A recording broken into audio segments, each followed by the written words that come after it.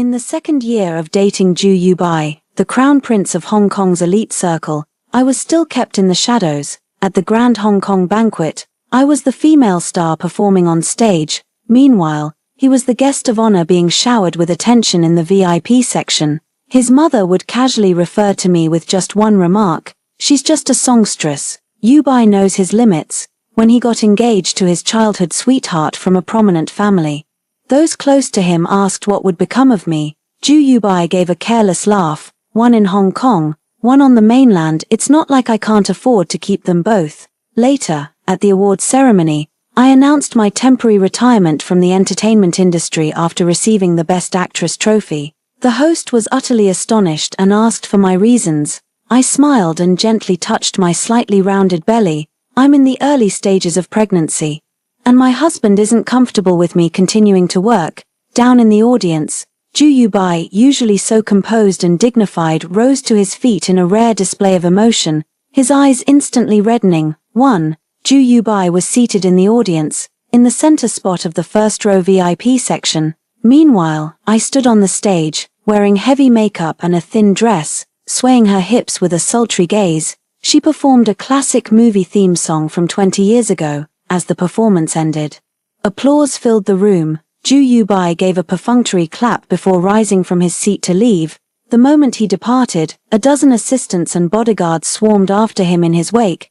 The venue instantly emptied out by nearly half. On my way back to the lounge, I got a message from him: "Waiting for you in the car." I stared at those 4 words, my smile strained and unreadable. It's been 2 years since Ju Yubai and I started dating, yet our relationship still remains in the shadows.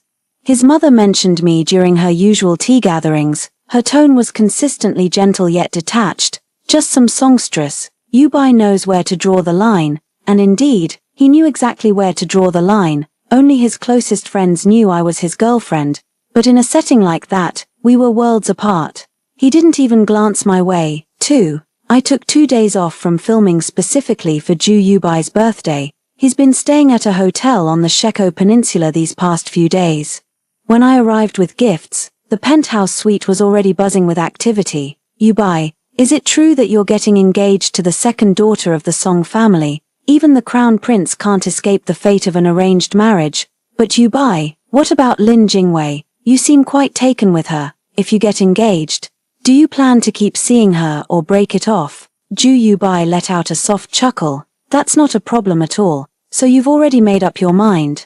Ju Yubai lit a cigarette, his smile lazy and nonchalant. "One in Hong Kong, one on the mainland. It's not like I can't afford to keep them both." 3. I stood outside the door on what should have been a sweltering summer night, yet it felt as if someone had doused me with a bucket of ice water. My whole body was trembling, shaking violently. I pushed the door open. The voices gradually quieted down. Ju Yubai's fingers holding the cigarette paused slightly.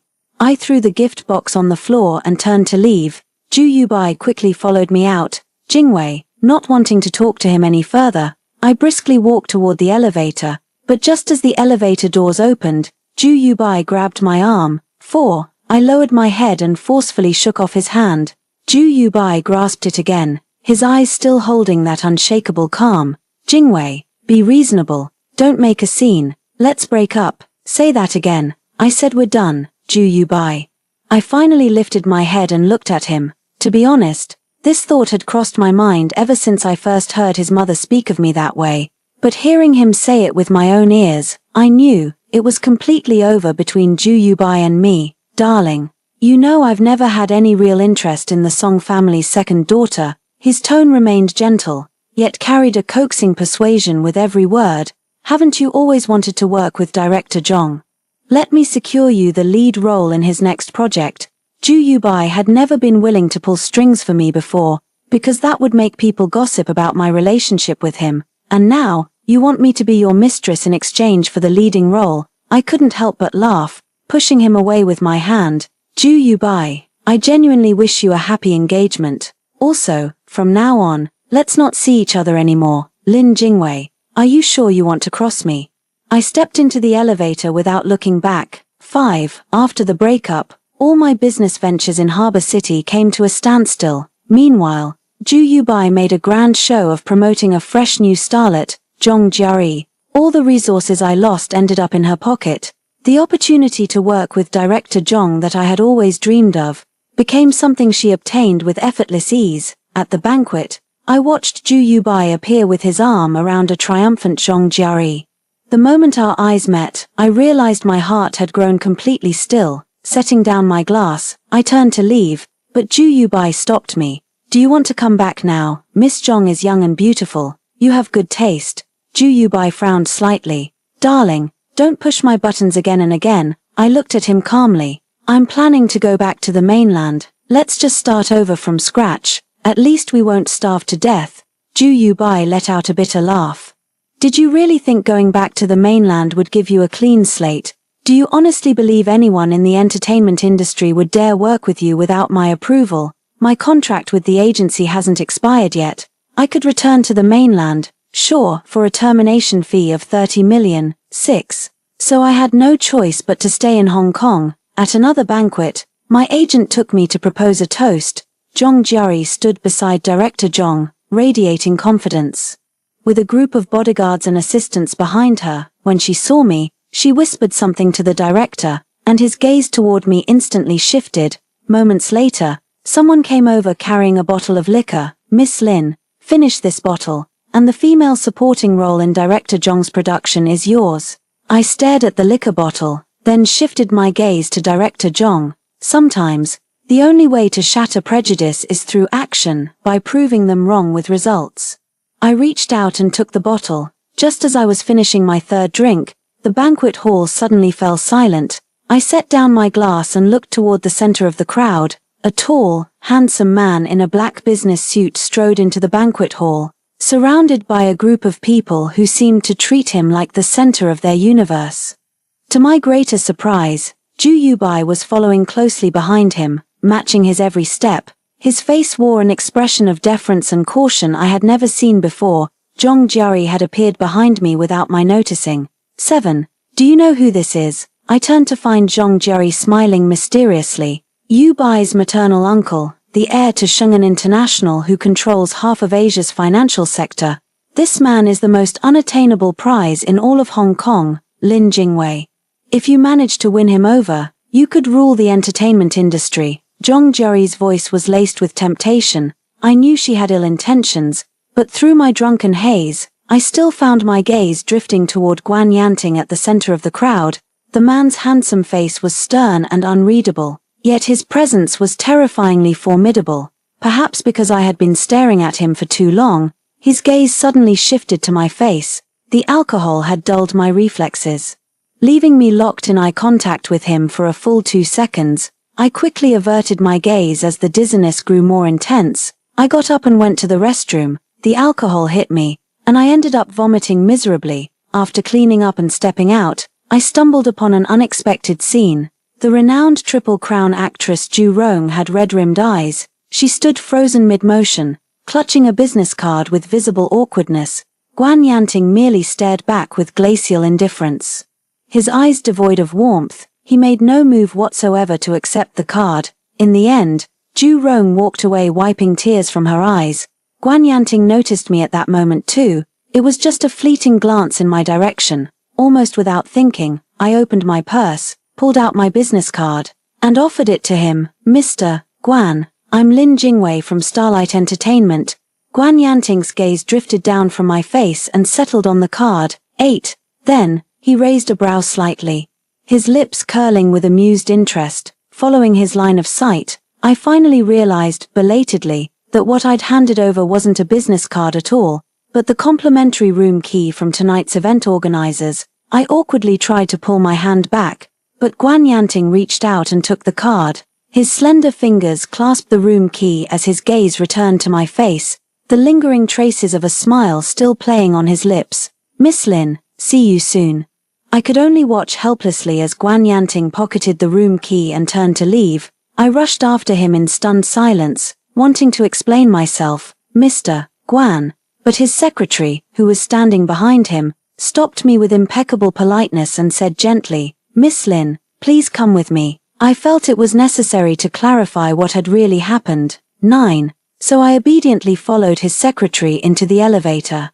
The penthouse suite at the top of the Intercontinental Hotel was reserved exclusively for Guan Yanting. As the haze of alcohol began to lift, the door swung open from the outside. Guan Yanting strode in, followed by his assistants carrying suitcases and laptops. Meanwhile, my agent trailed meekly at the back of the group, pushing my luggage like a timid quail. Fang Jie, I exclaimed, springing to my feet in surprise. Wei, all your luggage is here. I'll head off first, just give me a call if you need anything. Fang Jie set down the suitcase, shot me a few meaningful glances, and then made a quick getaway. The assistants tidied everything up and left with practiced efficiency. Only Mr. Guan Yanting and I remained in the room. I was so embarrassed I wished the ground would swallow me whole. Mr. Guan, what happened earlier was a misunderstanding. The scent of alcohol clung to him as he loosened his tie and settled onto the sofa. A misunderstanding. He tossed his tie aside and looked up at me. So, Miss Lin, care to explain why you handed me a room key? My face flushed crimson as I hurriedly explained. I meant to give you my business card. I must have grabbed the wrong one by mistake. Guan Yanting gave a faint smile. And what would giving me your business card mean? I was hoping to get to know you, Mr. Guan. If you ever invest in films or TV series, perhaps you could consider me.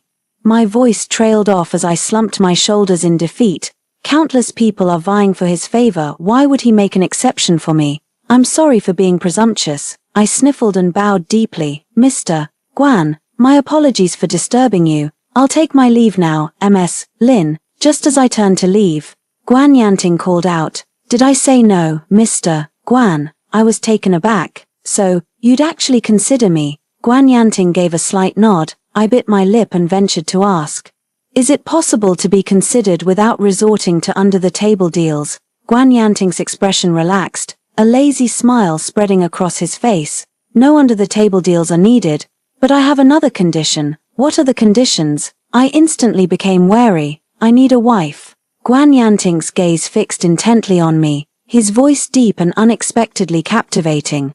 "Would you be interested, Miss Lin?" I was completely stunned. 10. Zhong Jiari said Guan Yanting is the heir to Shenzhen International, the most unattainable elite bachelor in Hong Kong, with countless socialites vying for his attention. How could a man like him possibly lack for a wife? I don't believe in getting something for nothing. What's more, he's Zhu Yubai's uncle. At that thought, alarm bells started ringing in my head. "Mr. Guan, I used to be Zhu Yubai's girlfriend. I'm sure you've heard about that." Guan Yanting shifted his position, stretching his long arm over the sofa's armrest, and replied calmly, "I know, and yet you're making such a proposition to me." I grew increasingly baffled that Zhu Yubai's mother held me in such low regard, especially since Guan Yanting was her brother, yet I couldn't for the life of me understand why he would do this. Does it really matter? Doesn't that matter? I was taken aback. "You're Zhu Yubai's uncle, and your siblings with his mother, Mrs. Zhu has always disliked me." "Miss Lin, Mrs. Zhu is merely an adopted daughter of the Guan family, not my biological sister. Besides, what does her opinion of you have to do with you becoming my wife? I'm just concerned about causing you embarrassment. After all, having your nephew's former girlfriend become your wife. Who knows what people might say behind our backs? Miss Lin, I don't believe anyone in Hong Kong would dare comment on my private affairs." Guan Yanting spoke, then shook his head with a hint of helplessness.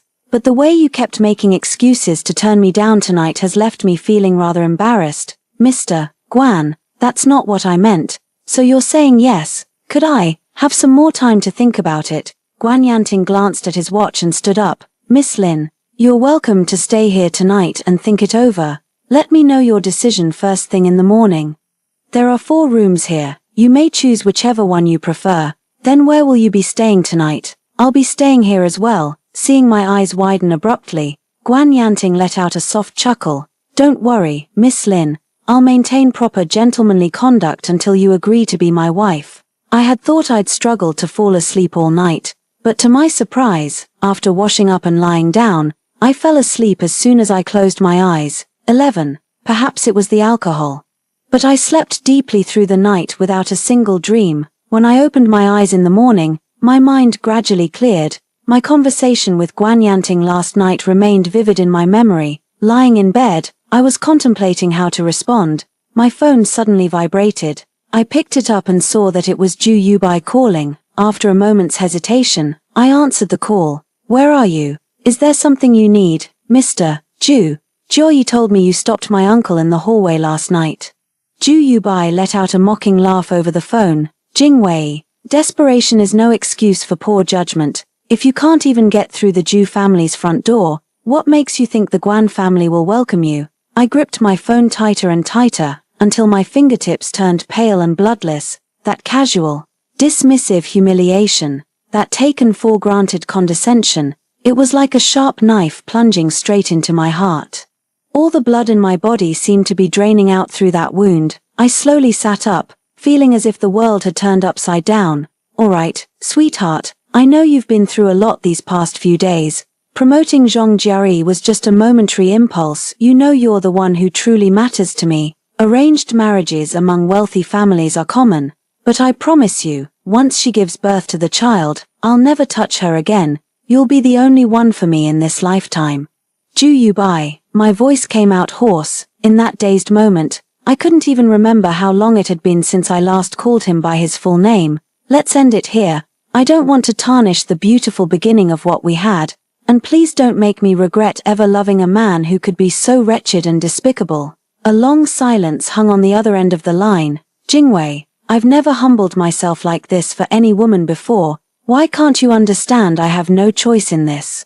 This is your last chance, Jingwei. My decision is final. Ju Yubai, think carefully. Jingwei, if you ever regret this and want to turn back, there will be no second chances. I've made up my mind. Ju Yubai said nothing more and hung up. By the time I finished washing up and changed into clean clothes, it was almost 9 o'clock. All right, Guan Yanting wasn't in the living room. The study door was slightly ajar, with faint voices drifting out. 12, I didn't want to disturb him. So I headed to the dining room for breakfast. Just as I finished breakfast, Guan Yanting wrapped up his work. He was wearing a smoke grey shirt and black trousers, looking quite relaxed with his tie off and the top 2 buttons of his shirt undone while in the room. Good morning, Mr. Guan, I greeted as I stood up. Good morning, Miss Lin. Guan Yanting gestured toward the sofa. Have a seat. I sat down across from him, still feeling a bit reserved. Relax. Guan Yanting looked up at me. No matter what happens, I won't make things difficult for you. There's no need to be nervous, Mr. Guan. I have a few questions. Go ahead. If I agree to marry you, could we keep the wedding announcement private for now? Guan Yanting raised a brow slightly. Your reason? Because I really enjoy acting and singing. Even after marriage, I'd like to keep working. Guan Yanting nodded. I see. You don't want people giving you special treatment just because you're Mrs. Guan. Is that it? Yes, it might sound a bit silly, but I still want to prove myself on my own terms. That's not a laughing matter, Miss Lin. The fact that you think this way only confirms my initial judgment was correct. So you agree, Mr. Guan? I'm genuinely surprised. Of course, in Hong Kong, many old money families strongly disapprove of their female members appearing in public, especially in the entertainment industry. I initially thought Guan Yanting wouldn't agree. Any more questions? There's one more thing. I bit my lip and mustered the courage to ask. You mentioned needing a wife, and I won't pry into your reasons, but I understand this must be a temporary arrangement. What we have could be called a contractual marriage. So Mr. Guan, how long do you intend for this contract to last? I only noticed the slight furrow in Guan Yanting's brow after I'd finished speaking. Mr. Guan, I apologize for my abruptness. Guan Yanting raised his slender fingers to his temple, shaking his head with the same resigned sigh he'd given last night. Miss Lin, this isn't some temporary arrangement or contractual marriage. Guan Yanting's expression was one of solemn earnestness. Marriage has no expiration date. If you insist on knowing, there's only one answer. It lasts until the day I draw my final breath. Throughout the entire marriage registration process, I felt as though I were intoxicated. What is it? My mind was in a daze, completely blank. 13. So much so that when taking photos, no matter how I smiled, it looked stiff and a bit silly. But Guan Yanting was outrageously handsome. The entertainment industry is never short of beautiful people. I've seen so many handsome men over the years that I've honestly become immune to them. But looking at Guan Yanting's face on the ID card still gave me a flutter of youthful infatuation. "Stop staring," Guan Yanting said as he reached over, took both IDs, and put them away. He naturally took my hand and said, "The real person is right here. You can look at me every day from now on." The moment he took my hand, my cheeks flushed and my heart raced. I tried to pull away slightly, but Guan Yanting only held on tighter. "Let's go home first." I immediately grew nervous. "Are we going to meet your parents? They're still on vacation abroad. We'll see them when they get back." A wave of relief washed over me instantly. "Plan your schedule for the near future. We're going back to the mainland together." What for? "To visit your parents." Guan Yanting drew me into his embrace and, with gentlemanly restraint, pressed a light kiss to my forehead. After all, I married their beloved daughter without asking for permission first. I ought to go and apologize properly. "Mr. Guan." I couldn't help but be moved. No matter what reason Guan Yanting had for marrying me, whatever his intentions may be, but at the very least, nothing about his behavior made me feel uncomfortable. He respected my wishes from start to finish. I've been dating Ju Yubai for nearly 2 years, and my parents have been wanting to meet him all this time, but Ju Yubai turned it down every single time. Last year when my parents visited Hong Kong, he didn't even show his face the entire trip, though his assistants and secretaries had meticulously arranged every detail of their itinerary. I could still sense my parents' disappointment and hurt, but at that moment, they were forcing smiles the whole time. Afraid I might feel upset, tears suddenly started falling. Guan Yanting didn't say a word, just gently pulled me into his embrace. He had a wonderful scent, the aroma of tobacco blended with the fragrance of sandalwood, incredibly soothing. In that moment, it struck me that agreeing to marry Guan Yanting wasn't some reckless impulse, but the wisest decision I've made in years. My luggage and all personal belongings had already been moved by workers to Guan Yanting's mansion. "Feel free to decorate however you like, or add anything you want." 14. Guan Yanting led me upstairs. Where the master bedroom occupied the entire 3rd floor, it included a private sitting room, study, home theater, an expansive walk-in closet, and 2 bathrooms. All of my clothes had been sorted by the housekeeper, washed, ironed, and neatly hung up. The entire wall of the walk-in closet is taken up by handbag display cases, filled with the latest limited edition bags from top luxury brands. There are even around 20 Hermes Birkin bags, which start at over $1 million each. I wasn't sure what you'd like, so I picked out some that I thought would suit you and that you'd enjoy. If none of them appeal to you, I'll go shopping with you to find something else. I truly adore them all, Mr. Guan. But you really shouldn't have bought so many. I was momentarily dazed, realizing that even when Ju Yubai was passionately pursuing me back then, he never spent money with such reckless extravagance. Women are naturally drawn to fine jewelry, elegant dresses, and designer handbags. No one could remain completely indifferent when faced with such luxuries. I'm no exception to the rule either. Guan Yanting gently stroked my hair and said, "Go put on something nice. We're going out for dinner tonight. I think I'll remember this night forever." The Victoria Harbour cruise was illuminated by brilliant fireworks that lit up the sky all night long. In the vast dining room, only Guan Yanting and I remained. The exquisite food and fine wine were utterly intoxicating, yet the sea breeze that swept across the waters that night stirred ripples deep within my heart. That was what you might call our wedding night. But Guan Yanting didn't lay a finger on me. The master suite on the 3rd floor had 2 bedrooms, so we each took one. He gave me a gentle goodnight kiss before turning to leave. The door clicked shut softly behind him. I lay in bed, adrift in the shifting, murky play of light and shadow. Yet my mind was preoccupied with how a man like Guan Yanting could love someone so skillfully. Who on earth taught him all this? Could it be that he, like in those romance novels, has an unforgettable white moonlight or red rose? But what does any of this have to do with me? How long have I even known him? Just a few days. What weight could I possibly carry in his heart? Guan Yanting enlisted the top lawyers from Shenzhen International's legal department to help me terminate my contract with Star Glow.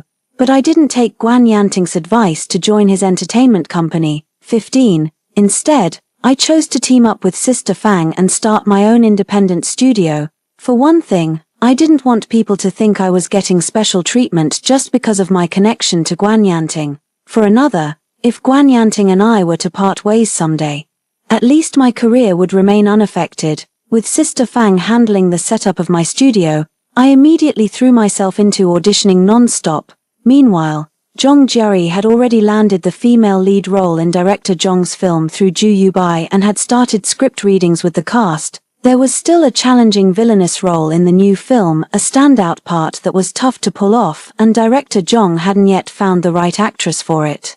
So I went ahead and signed up for the audition. Director Zhong didn't have a favorable impression of me from the start. The moment I stepped into the room, he furrowed his brow, yet he still gave me a chance. Midway through my performance, director Zhong, who had been lounging casually in his chair, slowly straightened up. His expression grew serious and attentive. When the curtain fell, I landed the role of the villainess. During our first table read, Zhong Jiari still looked down her nose at me. She was playing the female lead's rival, while my character barely ranked as fourth female. But then director Zhong threw everyone a curveball by having the screenwriter overhaul the script. The second female lead scenes were cut, while the fourth female lead got dozens of additional scenes. Zhong Jiari's face immediately darkened. The next day, Ju Yubai rushed to the film set. I was on a wire rig at the time, just hoisted up to the height of a dozen stories. Ju Yubai immediately called for a halt. Zhong Jiari was crying pitifully. Director Zhong was in a foul mood and refused to back down, and the situation quickly reached a stalemate, and there I was, left hanging mid-air, seemingly forgotten by everyone. Director Zhong, I have just one demand today. Either Zhong Jiari leaves this production, or Lin Jingwei does. Lin Jingwei passed the audition. She's excellent and perfect for this role. There's no way I'm replacing her. 16. If director Zhong refuses to recast, then we'll shut down production. We won't resume filming until Lin Jingwei is replaced. The financial loss from a single day of production shutdown is staggering. Ju Yubai's move was clearly meant to force director Zhong's hand. Ju Yubai turned and walked a few steps, then suddenly halted. He turned back to look at me suspended mid-air and said, "Director Zhong, how about this? Let's both meet halfway. If Lin Jingwei can endure hanging on wires for a full day, we'll consider the matter settled. I won't object to however you choose to film or modify the script afterward. How does that sound? This is unacceptable. Hanging there for a whole day, even the professional stunt performers in our crew couldn't endure that. Then we have nothing more to discuss." Ju Yubai let out an icy laugh. "Director Zhong, why don't you ask Lin Jingwei? Perhaps she'd be willing." Director Zhong's voice came through my earpiece, and I listened to every single word. My heart remained completely unruffled. Ju Yubai knows I have a slight fear of heights. During regular filming, I can grit my teeth and endure it when the scenes are brief, but for an entire day, Ju Yubai must be well aware that I simply couldn't hold out. It's just that this situation started because of me. But I genuinely love this role and really want to work with director Zhong. Jingwei, it's alright. Director, the show must go on. That was the first lesson our professor taught us at film school.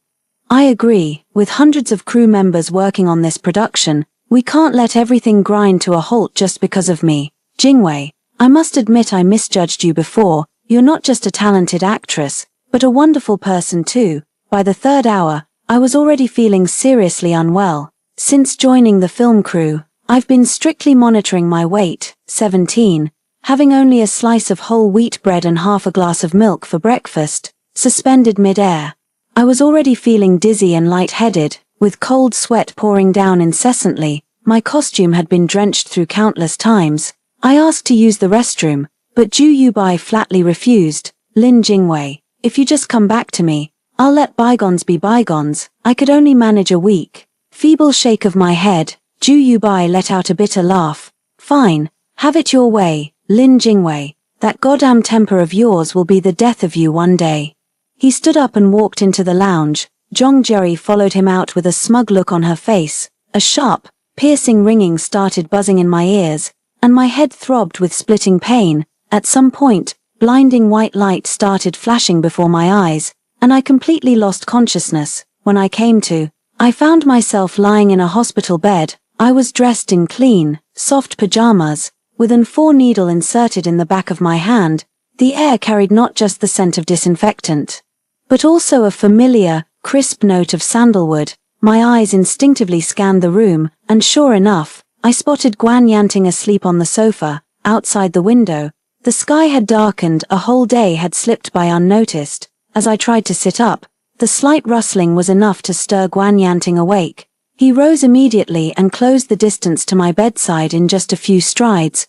Warm fingers touched my forehead as Guan Yanting's voice came out slightly hoarse, still thick with sleep. "You're awake, how are you feeling? Are you thirsty? Would you like something to eat? I'd like some water." "Just a moment, I'll get it for you." Guan Yanting quickly brought over a cup of warm honey water. He helped me drink most of it, then supported me as I lay back down on the bed. "Mr. Guan, about the film crew. There's no telling what the situation is now, especially with someone like Ju Yubai's temperament. They won't let this go easily, don't worry. Ju Yubai has no energy to deal with these matters right now." Guan Yanting tucked the blanket around me. "Lin Jingwei, even if our marriage isn't public, you're still my wife." He looked at me, a faint weariness on his face. "How could I possibly stand by and do nothing when you're being bullied?" I lowered my gaze slowly. "I apologize for causing you trouble. For a man like Guan Yanting, even a pet dog he keeps shouldn't be treated with disrespect. Let alone the fact that I'm now his lawful wife. Get some proper rest first. There's no rush to return to the film set." He glanced at his watch. "I have an urgent matter that requires me to go abroad for the next few days. The nanny will have to look after you. Go ahead with your work. Don't worry about me. I'll be fine after a couple days of rest." "All right." Guan Yanting tucked in the corner of my blanket, then leaned down and kissed me. "I'll be back in a couple of days. Don't try to handle everything on your own. You can reach out to me anytime." Guan Yanting didn't say anything more. A moment later, his secretary came in.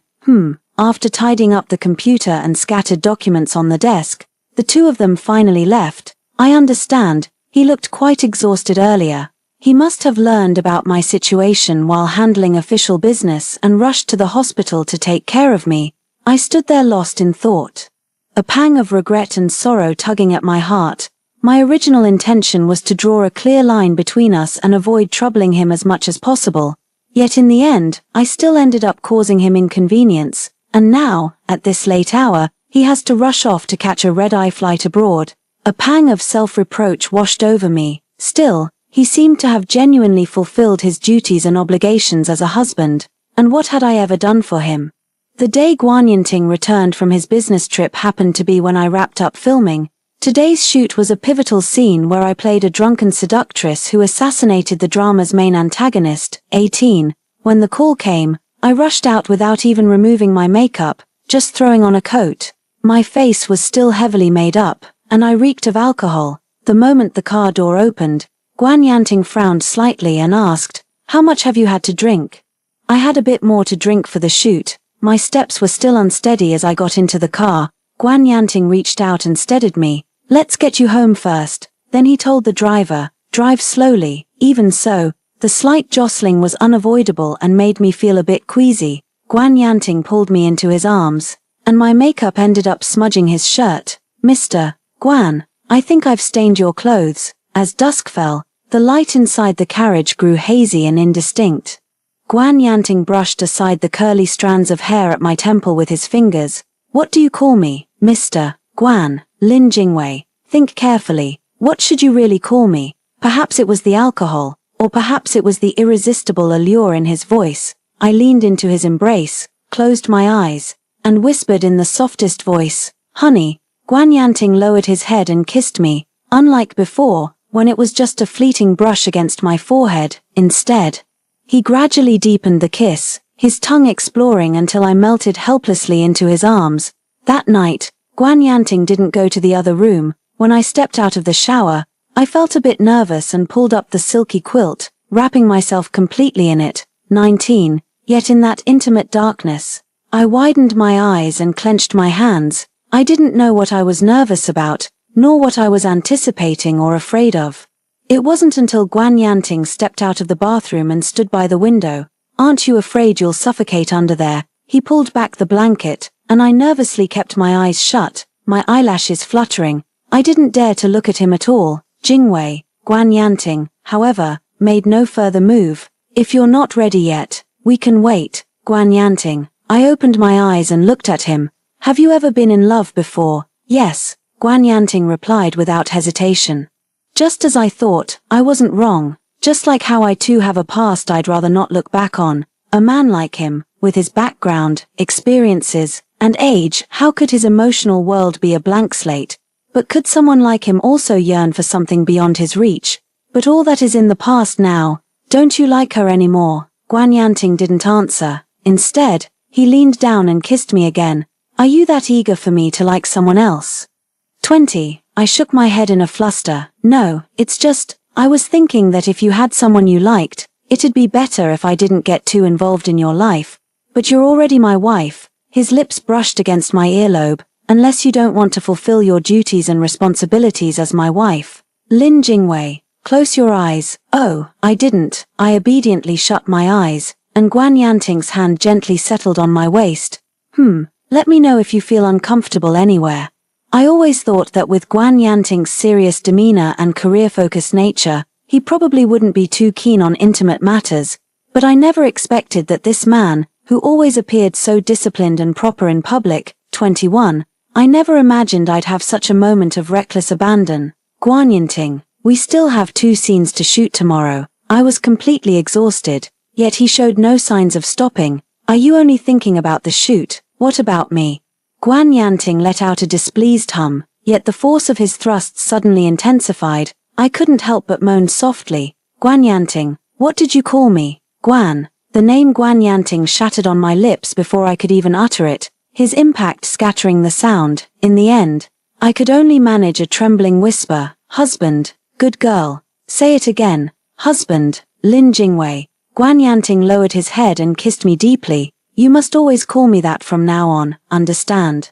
Understood, my love. My eyes glistened with unshed tears, their trails dampening the corners, shattered by the intensity of the moment, yet tenderly kissed away by him. With Ju Yubai gone, the entire film shoot went incredibly smoothly. Zhong Juri's acting was simply atrocious, to the point where her supposed role as the female lead number 2 ended up having nearly 2/3 of her scenes cut by director Zhong. Meanwhile, my supporting role ended up with almost as much screen time as the female lead, 22. After we wrapped up filming, Guan Yanting and I made a trip back to the mainland together. My parents had been quite worried ever since they found out I got married in Hong Kong, but all their concerns and unease simply melted away the moment they met Guan Yanting. There's no doubt about it. A steady, dependable man like him really wins over the older generation.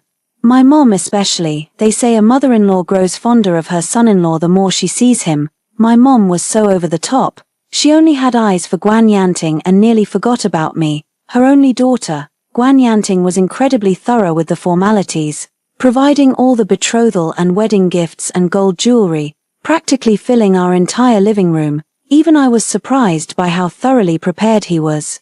A dowry of 100 million was deposited into an account under my name. He even brought 1,010,000 in cash with him. Yet none of this compared to the moment my parents saw our marriage certificate with their own eyes. I knew very well this had been a lingering concern for both of them. After all, when Ju Yubai and I were dating, my status as his girlfriend was never clearly defined. We stayed at my parents' place for 3 days.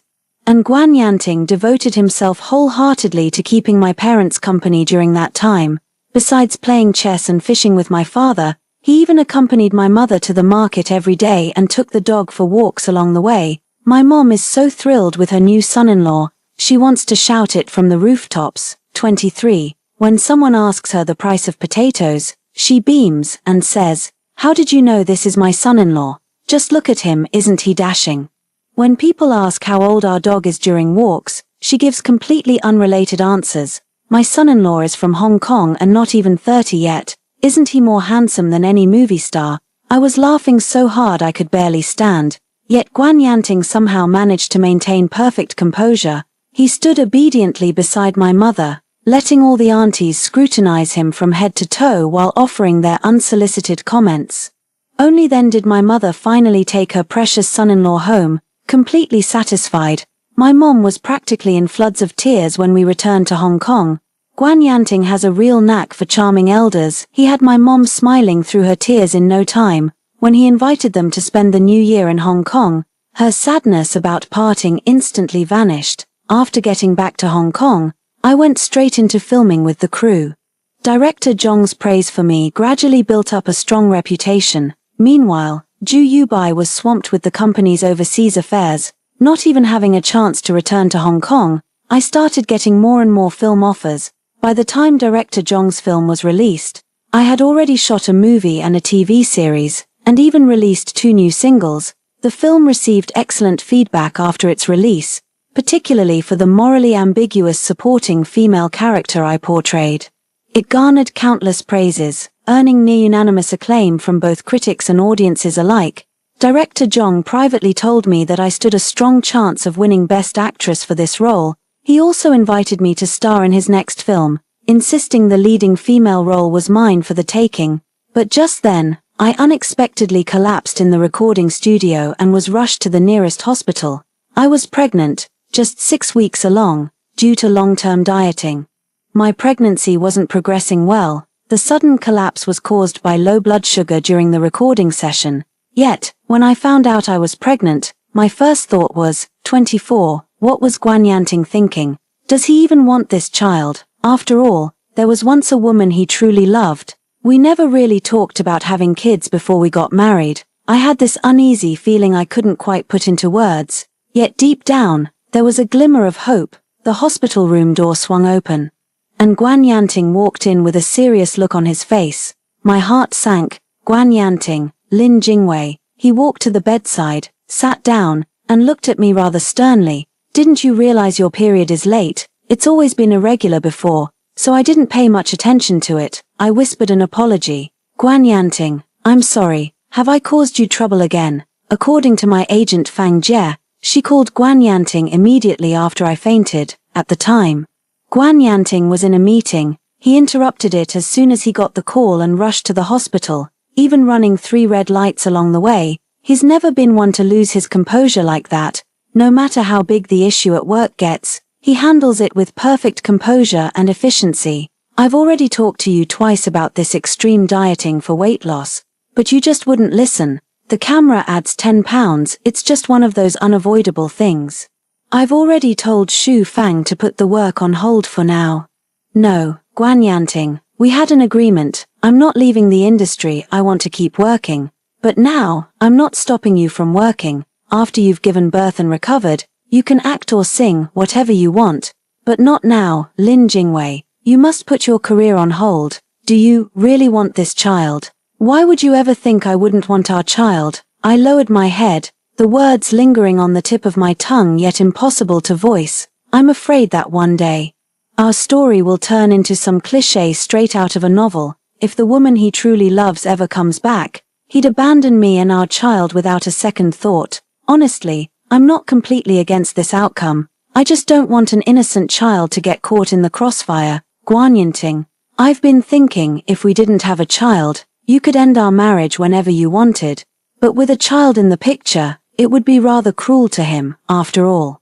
There was a woman you once loved. What if she came back someday? She's already returned. I was completely stunned, my eyes widening unconsciously as I stared at him. So the person he loved had already come back, but I haven't heard a thing about it. Guan Yanting must truly care for her. That's why he's protecting her so well. We registered our marriage 8 months ago. Guan Yanting looked at me. Lin Jingwei, when it comes to marriage, I'm not as careless and casual as you think. I've been serious from the very beginning. I don't understand. Why me? Matters of the heart can never be fully explained. If you need a reason, let's just say it was love at first sight. Were you in love with me long ago, back when you just started dating Ju Yubai? How could you possibly? How could anyone covet their own nephew's girlfriend? Isn't that just wrong? That's right. Guan Yanting gave a faint smile. I've asked myself the same question. Like I said before, matters of the heart are often beyond explanation. But I must make one thing clear. Before you and Ju Yubai broke up, I never entertained any inappropriate thoughts. It wasn't until after you broke up with Ju Yubai that I started entertaining the idea. As he said this, a deeper glint of amusement suddenly appeared in Guan Yanting's eyes. I just never expected that before I could even make a move, you'd come to me first. I thought back to the mix-up from that night. I was mortified with embarrassment back then, but now only one thought remains. It turns out so many things in life are predestined. At 3.5 months pregnant, I won my first Best Actress award for director Jong's film. While walking up to accept the award, I made an unexpected discovery. Ju Yubai was actually seated in the VIP section of the front row, just like that time when I was performing on stage, 25. But back then, he didn't even glance my way, treating me like a complete stranger. Now, however, his gaze was fixed unabashedly on my face. My gown was a loose-fitting style, so my baby bump wasn't visible. During the post-award interview, the host asked about my upcoming projects. I directly announced my temporary departure from the entertainment industry. The audience immediately erupted in murmurs, whispering among themselves. The host also looked surprised as they asked for the reason. I gently touched my slightly rounded belly beneath the gown, smiling with sweet happiness. I'm in my first trimester, and my husband isn't comfortable with me continuing to work. The moment those words were spoken, Ju Yubai, sitting in the audience, abruptly stood up with red-rimmed eyes, without so much as a glance in his direction. I bowed once more in gratitude before cradling the trophy and descending from the stage. Guan Yanting was still waiting for me. I handed the trophy to my assistant and, not waiting for her to help me with my coat, gathered my skirt and hurried toward Guan Yanting. Lin Jingwei, stay right where you are. His brow furrowed, unable to conceal the tension on his face. He strode toward me faster than I could approach, opening his arms to pull me into a tight embrace. Have you forgotten what the doctor said? You shouldn't run like that. But I missed you so much. I stood on tiptoe and gently kissed him, then smoothed his slightly furrowed brow. Darling, don't frown. You look so stern and intimidating when you do. Guan Yanting's brow gradually relaxed. He lowered his head to meet my kiss. Are you tired? So tired, I want to go home. All right, let's go home. He chuckled softly, cupped my face in his hands, and pressed another kiss to my forehead. Let's go. Ju Yubai stood there in a daze, while the exquisitely dressed Madame Ju stared wide-eyed in utter astonishment, as Guan Yanting put his arm around me and turned. The look on Madame Ju's face was simply beyond words. Yanting, you, how could you, with her, Mrs. Ju's hands trembled uncontrollably. She's just a songstress, a woman of her standing. Yanting, how could you? 26, though so much time had passed, and I'd long severed ties with Ju Yubai, hearing Mrs. Ju's words still made me flush with humiliation. Guan Yanting drew me into his embrace, gently patting my back. A songstress. Have you forgotten that my grandmother also studied music and performed on stage numerous times? His voice was soft, yet carried immense authority. Madame Ju's face instantly turned deathly pale. Ju Yubai seemed to snap out of his daze. Uncle, Yuan Jingwei. He gritted his teeth and spoke as if throwing caution to the wind. Jingwei used to be my girlfriend. Uncle, aren't you afraid of what people will say if this gets out? Since when was she your girlfriend, Ju Yubai?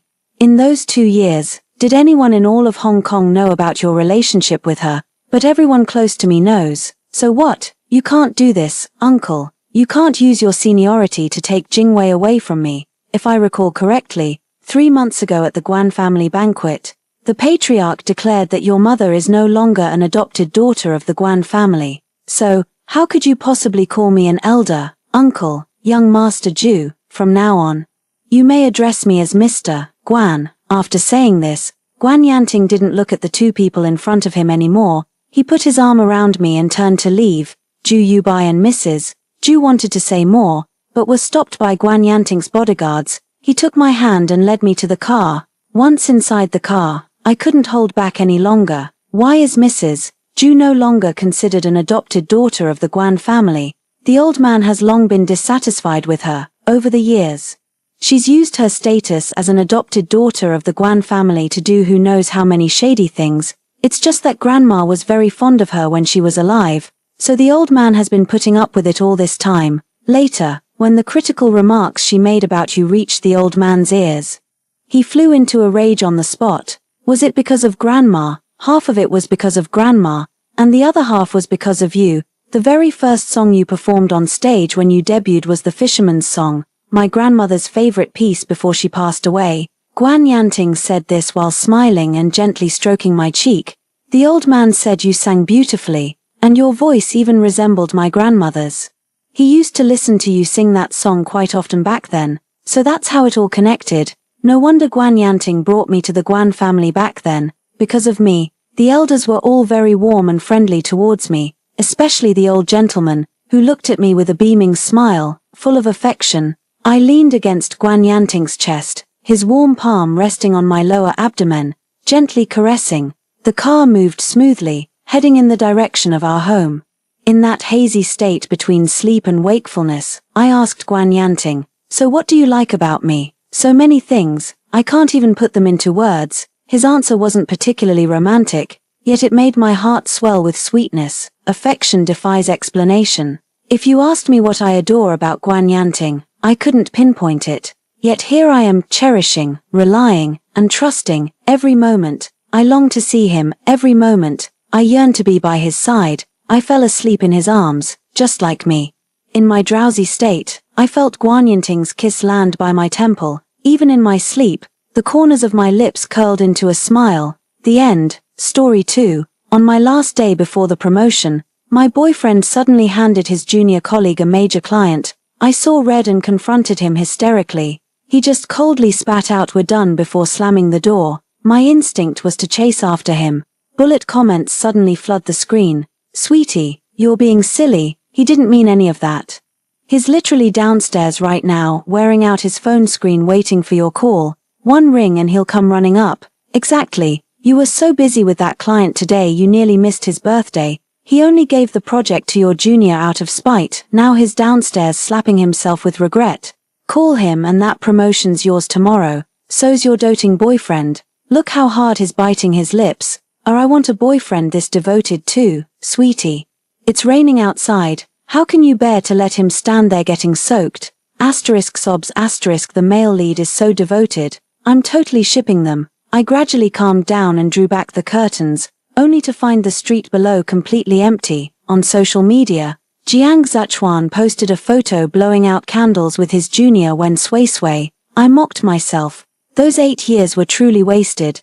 Turned around and threw the gift I'd prepared for a month into the trash, pulled out the phone again, sent a reply.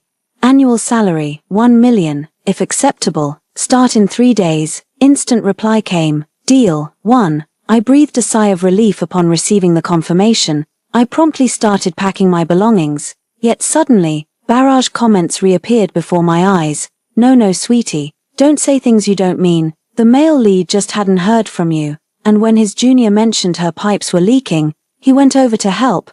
That cake was actually meant for you. His junior just didn't know and ate it herself. Seriously, don't break up. Delete those messages before he sees them. He cleared his whole schedule just to spend your birthday together. And now you're breaking up with him after working till 11 p.m. He'll lose his mind. You know his mom passed away on his birthday when he was little. This date always makes him terrified of losing people he cares about. You've always been so understanding before. Darling, just hang in there a little longer. Okay." I averted my gaze. My hands were still trembling as I packed the clothes. He knew perfectly well. "You have no idea how hard I worked for this order. I've smiled my way through so much just for that promotion.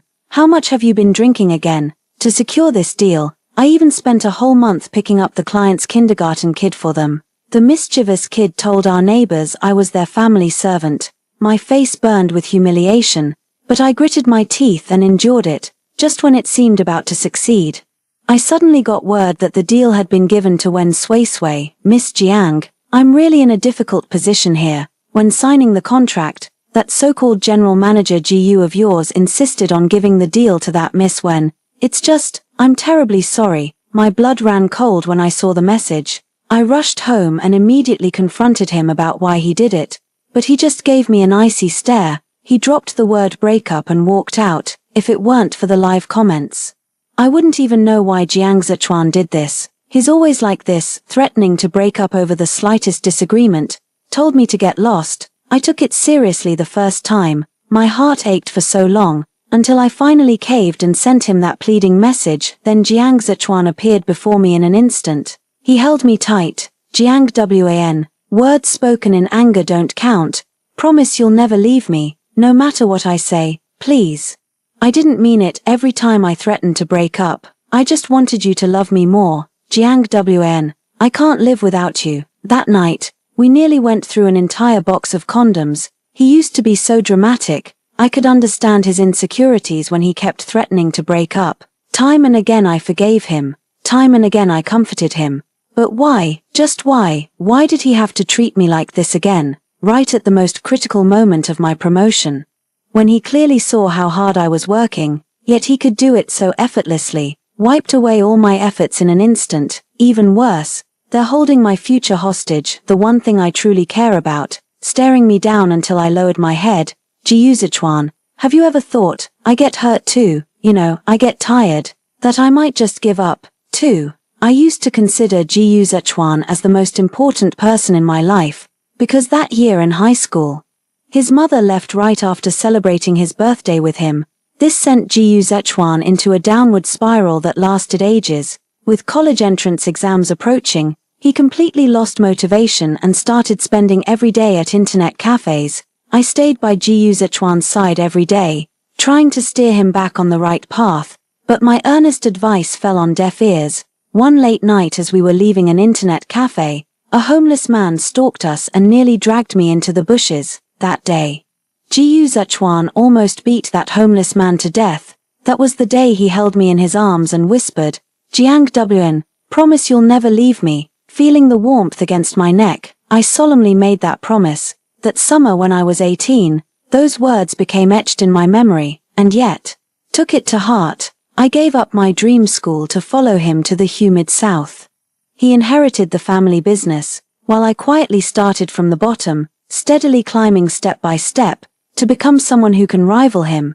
But now, everything has turned to dust. 3. I packed my things and moved into the apartment I'd rented earlier. Remember when Ji Yuzichuan threatened to break up last time? All because I was eating stinky rice noodles at home. He couldn't stand the smell. That day I thought he was away on business. So I finally gave in and cooked a pack of stinky rice noodles at home, but the moment he came back with roses, he flew into a rage upon smelling the fermented noodle stench, accusing me of never considering his feelings, of not loving him at all. He threw my luggage out the door. That day, no matter how hard I knocked, he refused to open the door. In the end, I had to rent a place nearby. The next day, I sent him a long emotional plea to get back together. I begged him for 3 whole days before he finally softened his stance. That wasn't the first time he'd kicked me out. Maybe subconsciously I no longer felt secure, which is why I kept the apartment. Turned out to be quite convenient for me today. This time, didn't even need to look for a place. For, the next day, I went to the office with my resignation letter ready. As the elevator doors opened, a loud bang came from outside. Fireworks rained down from the sky. I froze for a moment before noticing my colleagues gathering around me. "Sis Jiang, where are you treating us for lunch? I've been craving that Japanese place forever. Time for you to splurge on us today." "Absolutely. Director Jiang's definitely footing the bill today." I opened my mouth to tell everyone my promotion wasn't confirmed yet when the elevator doors slid open again. I glanced over my shoulder. There stood Jiang Zuchuan and Wen Sui. "Oh.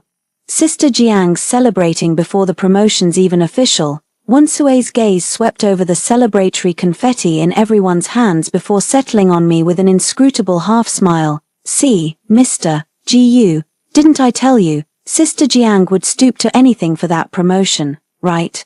That drawn-out right was deliberately pitched toward Jiang Zuchuan. Jiang Zuchuan's stony expression never once flickered in my direction. "Everyone, gather around, I have an announcement to make." My heart sank as I took 2 steps back. Soon, everyone had assembled. I don't know where some people got the idea they're getting promoted. Jiang Zuchuan let out a cold laugh only after finishing his sentence and seeing all eyes turn toward me. "I believe there's been a misunderstanding. The promotion to director goes to Wen Sui." Those few casually delivered words instantly branded me with public humiliation. My colleagues awkwardly hid the confetti poppers behind their backs. "Sister Jiang, you may be a bit older, but this promotion, seniority alone doesn't qualify someone for the position. Otherwise, why don't we let old Liu at the gate, pushing 70, take the director's seat?" Someone couldn't help but chuckle. I bit my lip hard. The barrage of comments flashed rapidly before my eyes. "Sweetheart," the veins on the male lead's clenched hands are popping out. "He's restraining himself from pulling you into his arms. Just give in a little, won't you?" "Exactly. If you just soften up, he'll immediately remove Wen Sui from her position. He's witnessed all your efforts over the years, how could he not cherish you? Look how bloodshot his eyes are from staying up all night waiting for your call. Sigh, sweetie, you know how stubborn the male lead is. Just give him a little tenderness tonight, he'll be kneeling with durians ready, protection already in place. He'll definitely make it up to you properly, your happy ending is right there. Don't torture the poor guy. I averted my gaze from the barrage of comments. If watching me humiliate myself in public counts as caring, then I've got nothing left to say. The moment I reached my workstation, someone handed me a document. I shot up from my seat the moment I processed the documents. What? You want me to hand over all my client files to Wen Sui? I asked in disbelief. My colleague avoided eye contact as she stammered. Jiangjie, this came from Director Jiyu himself. Please don't make this difficult for me. The same colleague who was practically falling over themselves to pledge loyalty moments ago now watched me with barely concealed schadenfreude. 5. I took a deep breath. Alright, I get it. Yet my colleague lingered. Sister Jiang, Mr. Jiyu suggested that since your office has the best natural lighting, you should vacate it for Director Wen. I couldn't help but chuckle. When you're utterly speechless, laughter really does become the natural response. Jiyu Zechuan really opened my eyes. What the hell was I fighting for these past 8 years? I took off my employee badge and went to Jiyu Zechuan with my resignation letter. Just before pushing the door open, I heard Wen Sui's voice. Senior Jiyu, does Jiangjie always send you breakup essays whenever you try to end things? PFFFT, that's hilarious. It's all my fault. Xiao Chuan, won't you forgive me? I'm getting second-hand embarrassment just hearing this. Poor Senior Jiyu, sob asterisk. My heart aches for you. My raised hand to knock clenched into a tight fist. Tears kept streaming down uncontrollably. Jiyu Zechuan, you're really something else. 6. Oh sweetie, why are you crying? The male lead didn't mean to show your private writing to others. His junior sister accidentally saw it when she borrowed his phone to look something up. Please don't overthink it. Exactly, when the junior sister asked, he couldn't just refuse, right? Besides, his mind is completely occupied with thoughts of you. He wasn't even paying attention to what she was saying. Please don't misunderstand. The male lead just bought that ring you liked online. He knows he messed up big time this time, and is planning to propose to make it up to you. Baby, don't be mad. Just go in and apologize a little. That junior sister will be packing her bags soon. Trust me, I don't believe a word of what those bullet comments say. No one but me should have access to Jiyu Zechuan's phone, yet when Sui somehow got her hands on it and even read it out loud, this proves when Sui holds a distinct place in Jiyu Zechuan's eyes. She's special to him. I closed my eyes briefly, raised my hand to knock. The room fell silent. Come in. I looked up and pushed the door open. Recognizing me, Jiyu Zechuan raised an eyebrow in surprise. I knew he must be confused. I never knocked when coming to his office. What is it? Jiyu Zechuan asked coldly. Eyeing me, I placed my resignation letter and employee badge on his desk, his brows furrowed, just as she was about to speak, when Sui suddenly interjected. Resignation letter. Sister Jiang, you're not actually upset about my promotion, are you? This is Senior Goose Company. Does he need your permission to promote whoever he wants, even if you're his girlfriend? Aren't you overstepping your boundaries? Threatening Senior Jiyu with resignation. That's really low of you. I sneered. Whatever I am, at least I'm not a freeloader like you. When Sui fumed. Enough. Jiyu Zechuan frowned. Jiang Wn. Stop fooling around. He was visibly irritated. Just because I promoted Sui. Was it necessary to make such a scene? I didn't argue, just took a step back. Here's my resignation letter. I won't be coming in tomorrow. Jiyu Zechuan's response was to hurl a glass to the floor. Flying shards grazed the corner of my eye. I felt warmth on my cheek, only to find my hand smeared with blood when I touched it. Jiang Zechuan was like an enraged lion. Jiang Wn. What did our 8 years together even mean to you? You think you can just walk away like that? You think I can't live without you? Is that it? Get out right now. With that, he pressed the phone again. Jiang Tang from the sales department is fired. Come escort her out immediately. When I returned to my workstation, my computer had already been locked. 2 security guards stood watch nearby. Miss Jiang, you're no longer permitted to use the computer starting now, only personal belongings may be taken with you. Please hurry, Mr. GU wants you packed and ready within 10 minutes. Colleagues craned their necks to watch the scene unfold outside. I never expected GU Zhechuan would take such pleasure in humiliating me. I can already picture how the industry will whisper about me being disgracefully kicked out by my former company after today. If I hadn't already secured another job, this fiasco would have made it nearly impossible for me to stay in this industry. After all these years together, he still knows exactly how to push my buttons. I couldn't help but chuckle. Look at him. This is the man I've loved for 8 years. Their mood changes faster than flipping pages. Security guards were eyeing me like hawks nearby. I had no choice but to speed up packing. 7. The barrage of comments started refreshing rapidly again. Sweetie, the male lead is watching you from around the corner right now. Just go to him the moment you appear. He'll drop to his knees begging for forgiveness without you even saying a word. He's literally got the apology keyboard ready. Darling, just call him Gidge once and that director position is yours. Hell, he'd hand over the whole company if you asked. Those security guards. Total setup for drama. Seeing you cry is tearing him apart. He's mentally slapping himself already. Bought a damn dog training whip to prove his remorse. Check his phone if you don't believe me. I swear, baby girl, pick your poison. Whip, chili oil or candles. One Gidge and he's your plaything all night.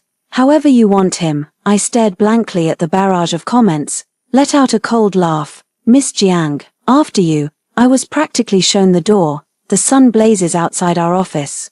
Yet I feel trapped in an ice cave. I've completely lost track of time. Not sure if it's the scorching sun or heatstroke getting to me. Right now, my feet feel like they're weighed down with lead, still feeling a bit dizzy with ringing ears. Miss Jiang, I hope I'm not too late. The sound of someone speaking snapped me back to reality. I pulled myself out of my thoughts. So it was Xiao Lin.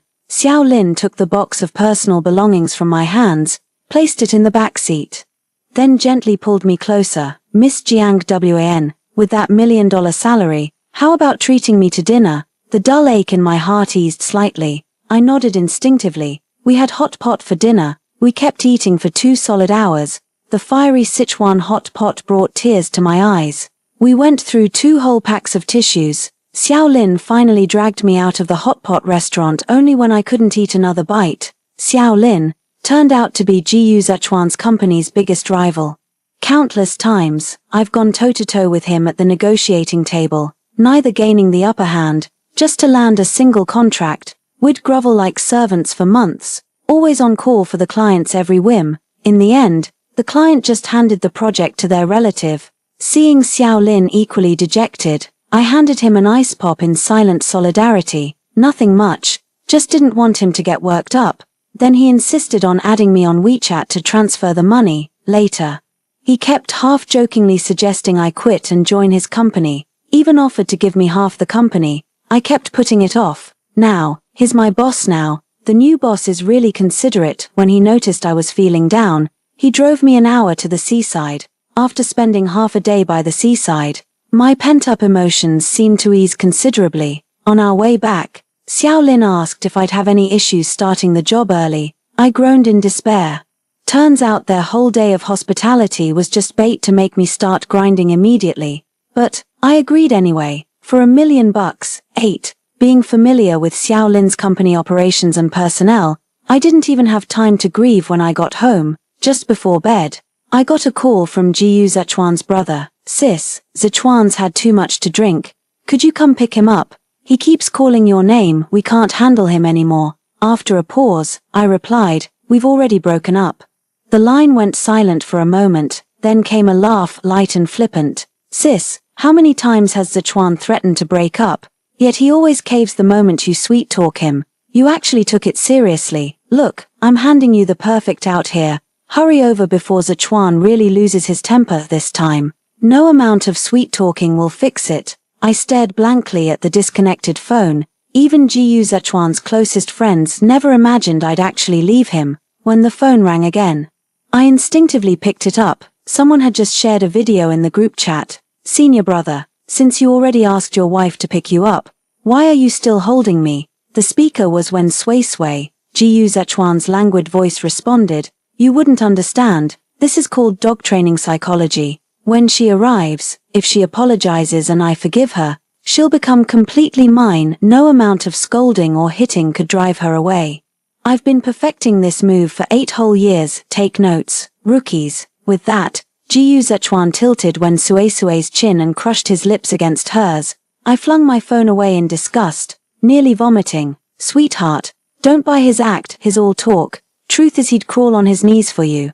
Go soften him up, then make him pay. Yeah, the male lead just said that nonsense to piss you off and make you go after him. Sigh, am I the only one who thinks what the male lead did was really low? The phone buzzed with another message, this time from Xiao Lin. Go to sleep now, I'll pick you up tomorrow. I instinctively glanced around. How did Xiao Lin know I was still awake? To avoid affecting my first day at the new job, I forced myself to sleep. I thought falling asleep would be difficult, but surprisingly, thoughts of the new company had me drifting off in no time. On the third day, I woke up right on time and put on a polished makeup look. To make a good first impression on my new colleagues, I also changed into a proper outfit. When the elevator doors opened, I froze at the sight of the 2 people inside. It was when Sui and Jiyu Zhechuan. They both froze for a moment when they saw me. When Sui couldn't help but laugh when she saw my work overalls. Senior Jiyu, I told you Sister Jiang was just putting on an act yesterday. There's no way she'd actually leave the company. Well, look who came crawling after me. Bet she didn't sleep a wink last night, probably camped right outside the door. Jiyu Zhechuan's previously stormy expression softened slightly. He scoffed. Weren't you so determined to leave yesterday, coming and going as you please? Do you really think it's that simple? Jiyu Zhechuan paused, then suddenly remembered something. Jiang Wn, you actually didn't come home last night. I gave them both an expressionless glance. We're already broken up. Since when does he get to monitor my whereabouts? Besides, he's the one who moved into when Sue's place. Who's he to lecture me about not being home? Isn't this hilarious? Sweetheart, don't get the wrong idea. The male lead just had too much to drink last night, so his junior female colleague brought him home. I swear nothing happened between them. Well, technically we can't say nothing happened. That junior was dressed rather provocatively, but credit where it's due, he resisted temptation like a champ. Exactly. These days, how many men could resist such temptation? Only someone truly devoted to the female lead like him would have that kind of willpower. That Sunder male lead, TSK, just to spite the heroine, he won't even bother explaining himself. Sweetheart, if only you knew, he's barely holding it together. One question from you and he'd spill everything instantly. Exactly. Can't you see how often he's glancing at her? The way she's ignoring him is absolutely killing him inside. I sneered coldly. So a man and woman alone at her place in the dead of night, that's not crossing the line. And as for what really happened there, who could possibly know? Not that I really care anyway. Thankfully the elevator arrived, so I didn't have to stay with those 2 any longer. Ding! I was the first one out. 9. Jiyu Zhechuan's driver was already waiting at the gate. He froze momentarily when he saw me. His face paled as he noticed Jiyu Zhechuan, and when Sui behind me, Miss Jiang, he hesitated, debating whether to offer me a ride. I simply nodded and stepped aside. When Sui unceremoniously boarded the car first, with such familiarity, as if the car belonged to her, to my surprise, Jiyu Zhechuan actually stopped the car. Get in. I glanced at him and stepped further aside. Jiyu Zhechuan sneered. Let's see how long you can keep this up.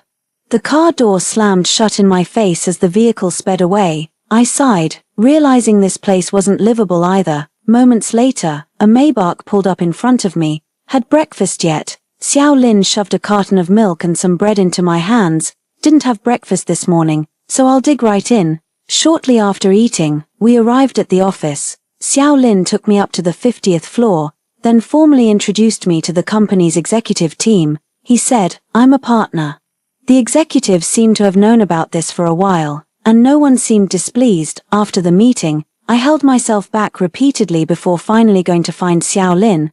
I just came here to work as an employee. Suddenly making me a partner like this, it's putting a lot of pressure on me. Besides, you're not familiar with the company. Don't you think I should start from the ground up to get acclimated?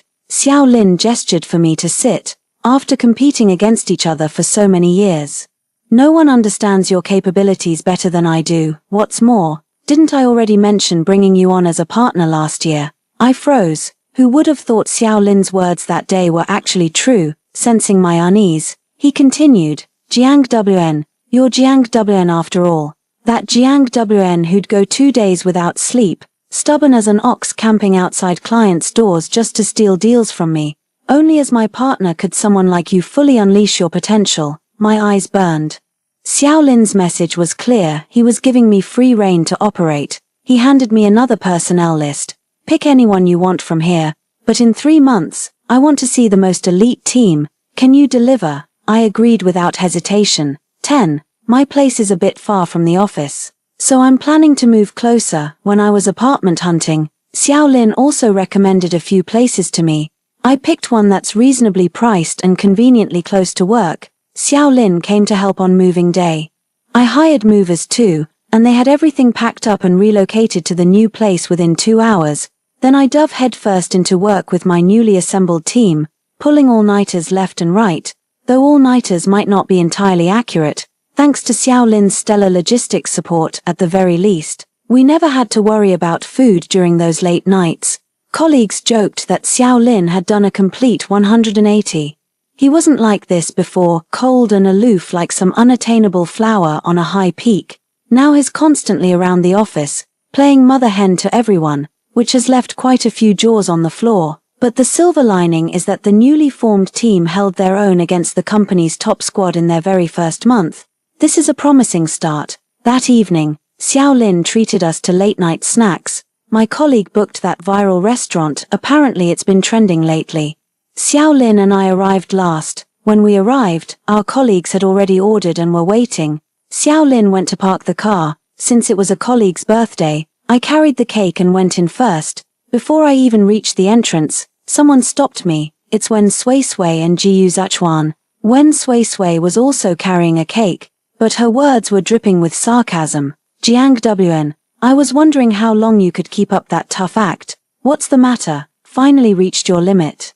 Jiyu Zechuan's gaze fell on the cake I was carrying. Move aside, you're in the way. I gave them both a cold glance before stepping inside, yet Jiyu Zechuan reached out to take the cake from me. Alright, since you chose to come today, let's not make a scene, let's have dinner together tonight. It's been a month since we last met.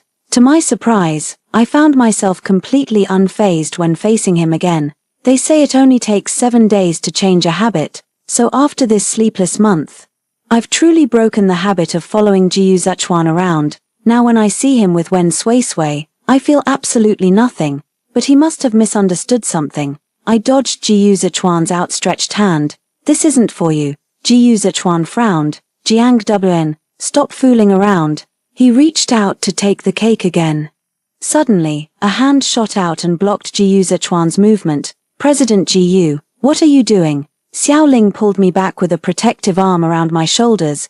Jiyu Zechuan glared at Xiao Ling's hand. Let go. Xiao Ling smirked. What did you say? I said let her go. Jiyu Zechuan suddenly exploded into action, reaching to knock Xiao Ling's hand away. In the ensuing scuffle, Jiyu Zechuan cursed loudly and threw a punch straight at Xiao Ling's face. Xiao Lin wasn't one to back down either. Instantly returning the punch, the inevitable outcome was, of course, the police station. 11.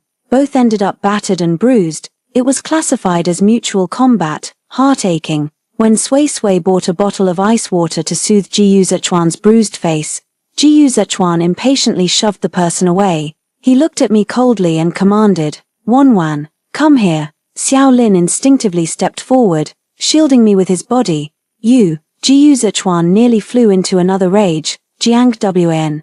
How much longer are you going to keep this up? Jiyu Zechuan stared at me with red-rimmed eyes. To be honest, I found it somewhat ridiculous. I hadn't planned to engage with him after a breakup. I believe in making a clean break. But apparently, Jiyu Zechuan didn't share the same perspective. I pushed away the pitiful-looking Xiao Lin. Xiao Lin gave me a wounded look before moving to stand behind me.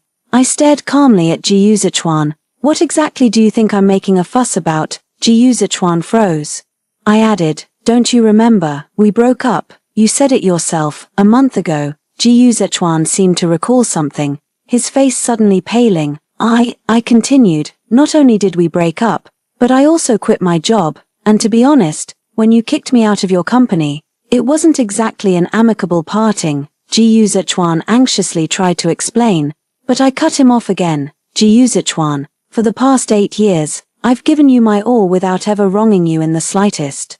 Let's pretend we're strangers if we meet again. Okay, I don't regret knowing Ji Yuzichuan these past 8 years, but inevitably, I still feel like I sold myself short, like those 8 years weren't worth it. Perhaps the indifference in my eyes stung Ji Yuzichuan. He shook his head violently. Jiang Wn. What do you mean? Are you really breaking up with me? You've fallen for someone else, haven't you? His gaze shifted and landed on Xiao Lin, then suddenly twisted into a sneer. So this is why you suddenly quit your job and dumped me, found yourself a shiny new replacement. Huh, Jiang Wn, you think you're Xiao Lin now? Who else would want you after that homeless creep almost assaulted you? You. My heart pounded violently as I raised my hand and delivered a stinging slap across his face. I knew Ji Yuzichuan was a bastard. I knew he might not love me as much as before, but I never once doubted Ji Yuzichuan's character, his upright, kind-hearted, and law-abiding. His compassionate toward the elderly, actively involved in public welfare, and would even stop to take an injured stray dog to the vet, his loyal to friends, and, I never would have imagined, he would do this to me. That summer when I was 18, the memory I've always cherished. But when it came from Ji Yuzichuan's lips, it turned into, I don't mind. At this moment, it dawned on me. So those 8 years of mine truly weren't worth it, as if realizing his slip of the tongue. Ji Yuzichuan's face turned pale again and again. Jiang Wn. That's not what I meant. Ji Yuzichuan fumbled for words in panic. Wanwan. I'm an idiot, I swear that's not what I meant. I just, Ji Yuzichuan kept stammering explanations that went nowhere. Even the normally peacemaking barrage comments froze for a moment. It was like someone had hit the clear screen button. Only after a long pause did the comments start scrolling again. OMG, the male lead is seriously giving me the ick, seriously. The female lead almost got assaulted because of him, and now he's twisting it to make it sound like she's damaged goods that no one else would want. What the actual fuck? Exactly. Without her, he wouldn't be where he is today. The male lead doesn't have to love her or stay committed, but using that incident against her, that's just despicable. So disappointing. I always thought he was just awkward but genuinely cared for her deep down. But if he can say something like that, it's clear his feelings aren't what they seemed. I shot Ji Yuzichuan a cold glance, refusing to exchange another word with him. Let's go. Xiao Lin and I stormed out of the police station together. Noticing my distress during the ride, Xiao Lin drove me straight home. That evening, Xiao Lin asked if I wanted to take some time off. I picked up my phone. No need. After today, whatever bond remained between Ji Yuzichuan and me was gone. After him, he can't affect me anymore. 12. Somehow Ji Yuzichuan found out where I lived and started pulling those accidental encounters way too often. I humored him at first, but eventually just called the police. Ji Yuzichuan had to find another way, deliberately competed with me for the deal, then intentionally let me have it. Only a fool would pass up easy money. Men are disposable, but the money's too good to pass up. By the time Ji Yuzichuan realized what was happening, I'd already snatched nearly 30% of his company's contracts. After that, I poached quite a few employees from Ji Yuzichuan's company. When Suisui's promotion was unpopular from the very beginning, after I left, when Suisui had already claimed Ji Yuzichuan as her personal property, she ended up harassing many female employees in the company. The moment I extended job offers, quite a few employees defected to my company. Meanwhile, Ji Yuzichuan was still playing his sentimental games with me. He said if I changed my mind, he'd even fire Wen Suisui for me. I never gave a clear answer, but Ji Yuzichuan seemed to see a glimmer of hope. He didn't just fire Wen Suisui, he even publicly revealed how Wen Suisui had been seducing him all this time, having failed to win him over and now publicly humiliated. Wen Suisui was seething with resentment. Before leaving the company group chat, she exposed their intimate encounter during a business trip with Ji Yuzichuan. Upon seeing this, Ji Yuzichuan immediately disbanded the group chat and confronted her in person. By then, I'd already taken leave from work and was traveling through the northwest. I couldn't care less about the catfight between Ji Yuzichuan and Wen Suisui. seizing the chaos in his company, Xiao Ling snatched another 20% of his contracts. With this, over half of Jiyu Zichuan's business deals had fallen into our hands. By the time I returned from my trip, a whole month had passed. The moment I reached the doorway, I saw Jiyu Zichuan blocking the entrance. He seemed to have aged 10 years overnight. The once perfectly tailored suit now hung loosely on his frame. Spotting me, he instinctively took 2 steps toward me, but stopped abruptly. Wanwan, I regarded him coolly. Wanwan, tears rolled down Jiyu Zichuan's cheeks. It's always been you, after 8 years, I've grown so used to having you by my side. I was a fool to take your love and patience for granted. I even exploited your love to hurt you, provoke you, and ultimately forced you out of the company. Wanwan, for the sake of our 8 years together, please forgive me. Forgiveness isn't even the main issue anymore. I let out a sigh. Jiyu Zichuan, he knew perfectly well. Then, just say you're sorry to me, at the very least. Don't make me feel that my past 8 years were utterly worthless. Jiyu Zichuan's face turned ashen. I shook my head and opened the door. Wanwan, as the door closed, I heard him choke out, I'm sorry, Wanwan. I gently shut the door. All that was worthwhile or not has become the past. What's gone is gone. But I know, my future, Jiyu Zichuan is gone for good. 13. The phone rang as I stood there dazed. It was a message from Xiao Lin. Are you coming down? I've already ordered the dishes. I replied with a smile, right away. Oh, forgot to mention, this past month, traveling with me, and Xiao Lin, I think, career, and him, this is the rest of my life. The end. Story 2. The day before college application deadlines, I discovered my childhood friend had submitted my choices to a southern school 2,000 kilometers away. With lingering fear, I asked him why. He chuckled casually. Oh, Xiaoji filled it out for you, said it was just a prank, just change it back to local schools yourself. Xiaoji, that transfer student who stubbornly claimed her childhood friend as an older brother. I remained silent for a long while. So this is how it is, my life's important matters could be treated as mere jokes by others. Without another word, I packed my bags and headed south during the back-to-school season. My childhood friend's face suddenly darkened. Didn't I tell you to change it back to a local school? You didn't. 1.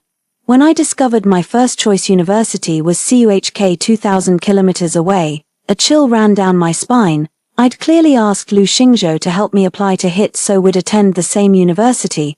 That was our long-promised dream university. But now, it's changed to CUHK. If I hadn't caught it in time, I wouldn't even have had the chance to make changes. While reapplying, I called Luxingju to ask what had happened. He chuckled casually. Oh. Forgot to mention, Xiaoji dropped by the other day and saw me helping you with the application. She insisted on playing a prank by filling in Sun Yat-sen University for you.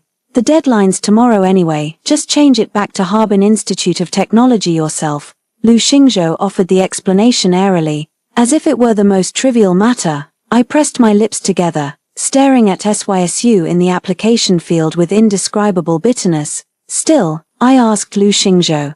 So you think this doesn't matter at all? Are you mad again? Lu Xingzhou shot back. What's the big deal? It's not like we can't change it back. Just a joke. My hand clenched and unclenched around the mouse as my voice grew hoarse. If I hadn't caught it in time, this joke would have become reality.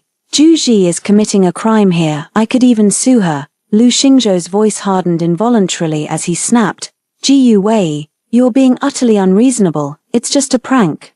And you want to sue Xiao Ji. When will you finally drop this baseless resentment toward her? Lu Xingzhou's tone grew icy. How many times must I explain? She's a transfer student from the south, completely unfamiliar with the north. As her deskmate, she sees me as an older brother figure. What's the big deal about an older brother playing along with her joke? If you're gonna sue me too. 2. The line went dead with only dial tones remaining. Lu Xingzhou hung up the phone. I sat there stunned, momentarily dazed. Lu Xingzhou and I grew up together for 12 years. Inseparable from elementary through high school, my mind still holds the image of his 6-year-old face dripping with water when he pulled me from the lake, and at 16, I'll never forget the wild fury in his eyes as he pummeled my abusive father until he begged for mercy, blood streaming down his face. After 12 years, his presence had become second nature to me. Everyone said I couldn't live without him, so all my 4-year college plans were completely centered around him. But now, one going to Harbin Institute of Technology, the other to Sun Yat-sen University, with 2,000 kilometers and Juji standing between us. I could switch back to hit with just a click of my mouse, yet somehow, I'm so emotionally drained that I can't even muster the energy to click. 3. After sitting blankly for a while, Grandma called out to me, saying a classmate was looking for me. Stepping outside, I saw petite Juji in a white sundress waving at me. Sister Gu Wei, I just called brother Xingzhou. He's really upset and insists I join him for drinks. Would it be alright if I go? Juji got straight to the point, her voice cautious yet laced with undisguised smugness. Throughout senior year, she always carried herself this way around me, delicate, aggrieved, secretly pleased. Now she's paying me a visit, and nothing's changed. I watched her coldly, baffled why Luxingju would fancy such an affected, saccharine poser. Actually, Lu Xingzhou initially kept his distance from her, thinking she was too cunning and not a decent person. But during a basketball game, Lu sprained his ankle. Before I could react, Juji was already in tears, frantically searching for an ice pack to ease his pain. At that moment, Lu stood there dazed for quite some time, though he ultimately turned down Juji's confession. He no longer shied away from her closeness. In the end, Juji simply took Lu Xingzhou as her sworn brother.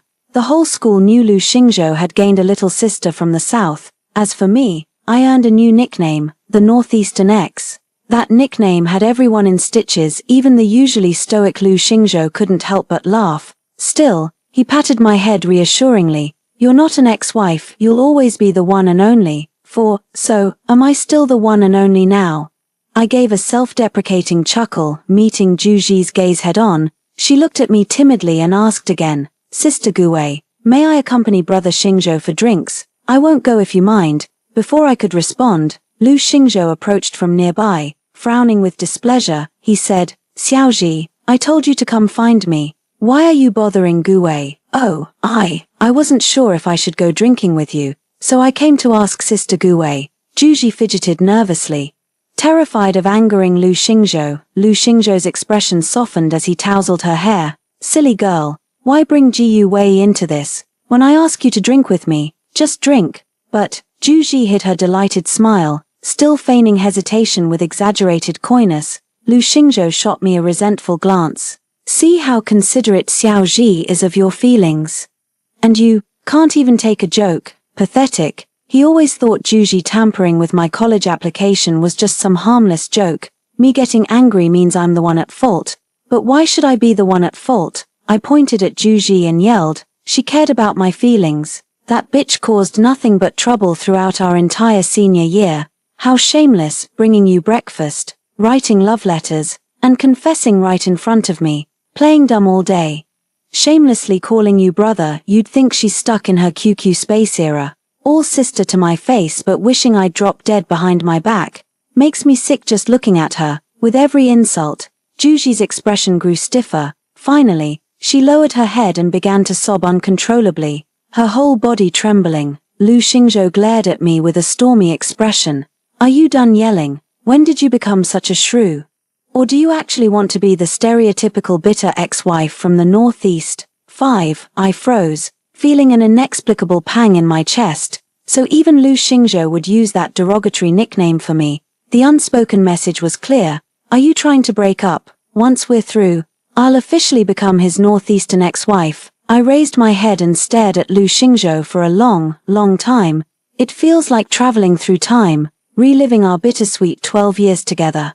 Luxingju and I locked eyes briefly, his gaze flickering before softening. I know him too well. We understand each other so deeply that a single glance reveals unspoken thoughts. Those 12 years were also countless days and nights I spent by his side.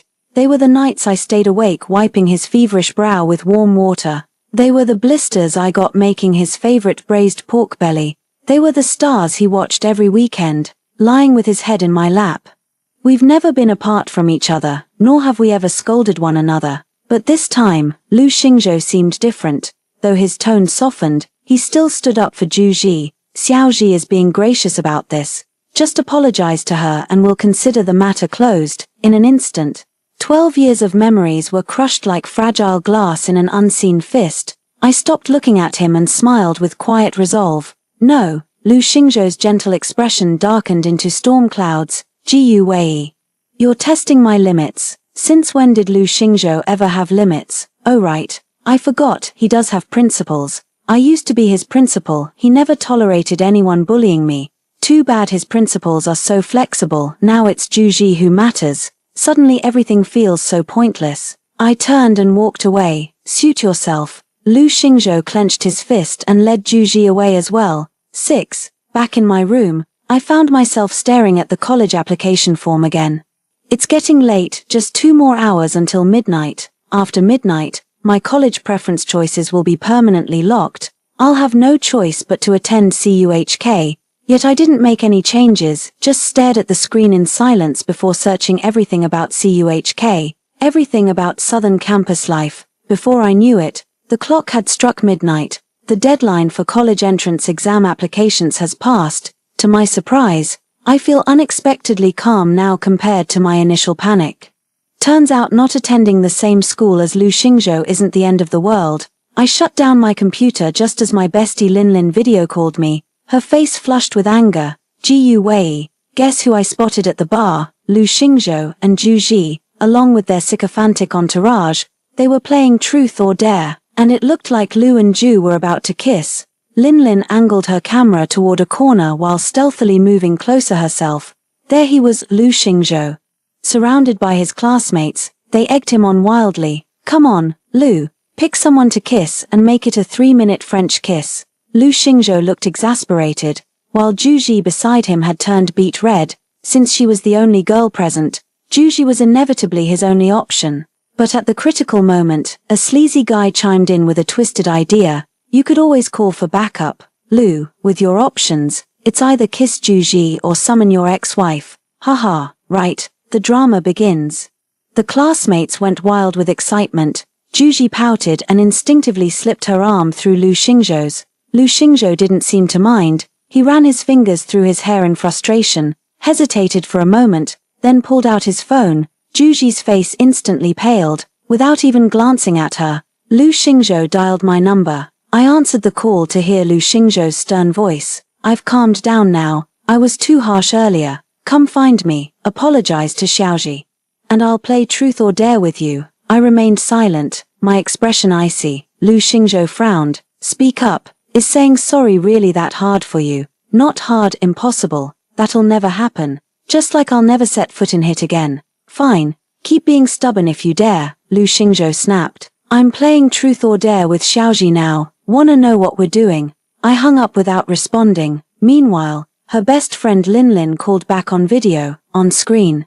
Lu Xingzhou smashed his glass, silencing the entire room. Zhu Ji forced out delicate tears, pleading, Brother Xingzhou, no more kisses. Don't be angry. Who said we're stopping? Luxingju suddenly looked up at the camera. He'd spotted Linlin long ago. Linlin panicked and tried to flee. Luxingju sneered, keep filming. Let your bestie see what game I'm playing. He abruptly leaned down and captured Zhu Ji's lips in a kiss.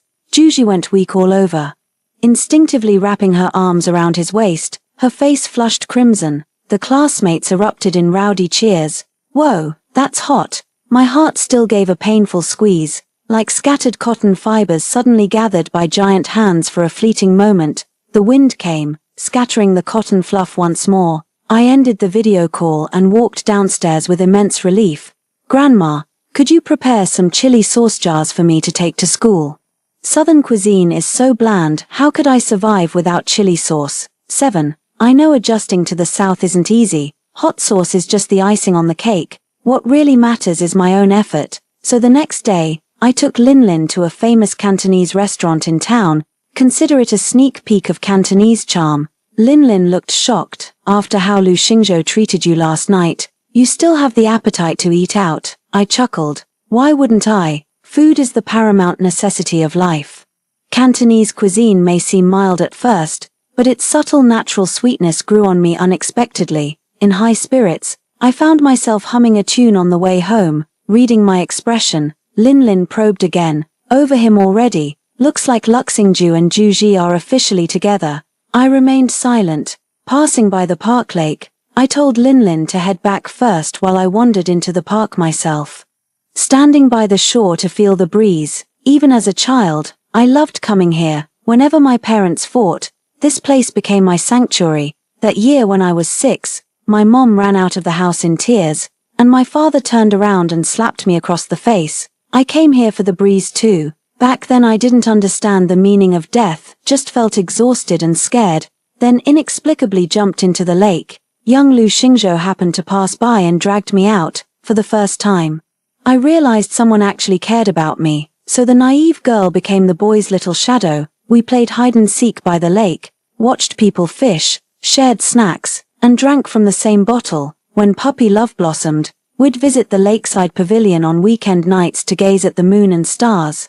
Luxingju loved resting his head on my lap, staring at the stars before suddenly murmuring, "Jiu Wei, you smell nice." My cheeks would burn as I protested, "No I don't, I didn't realize it then."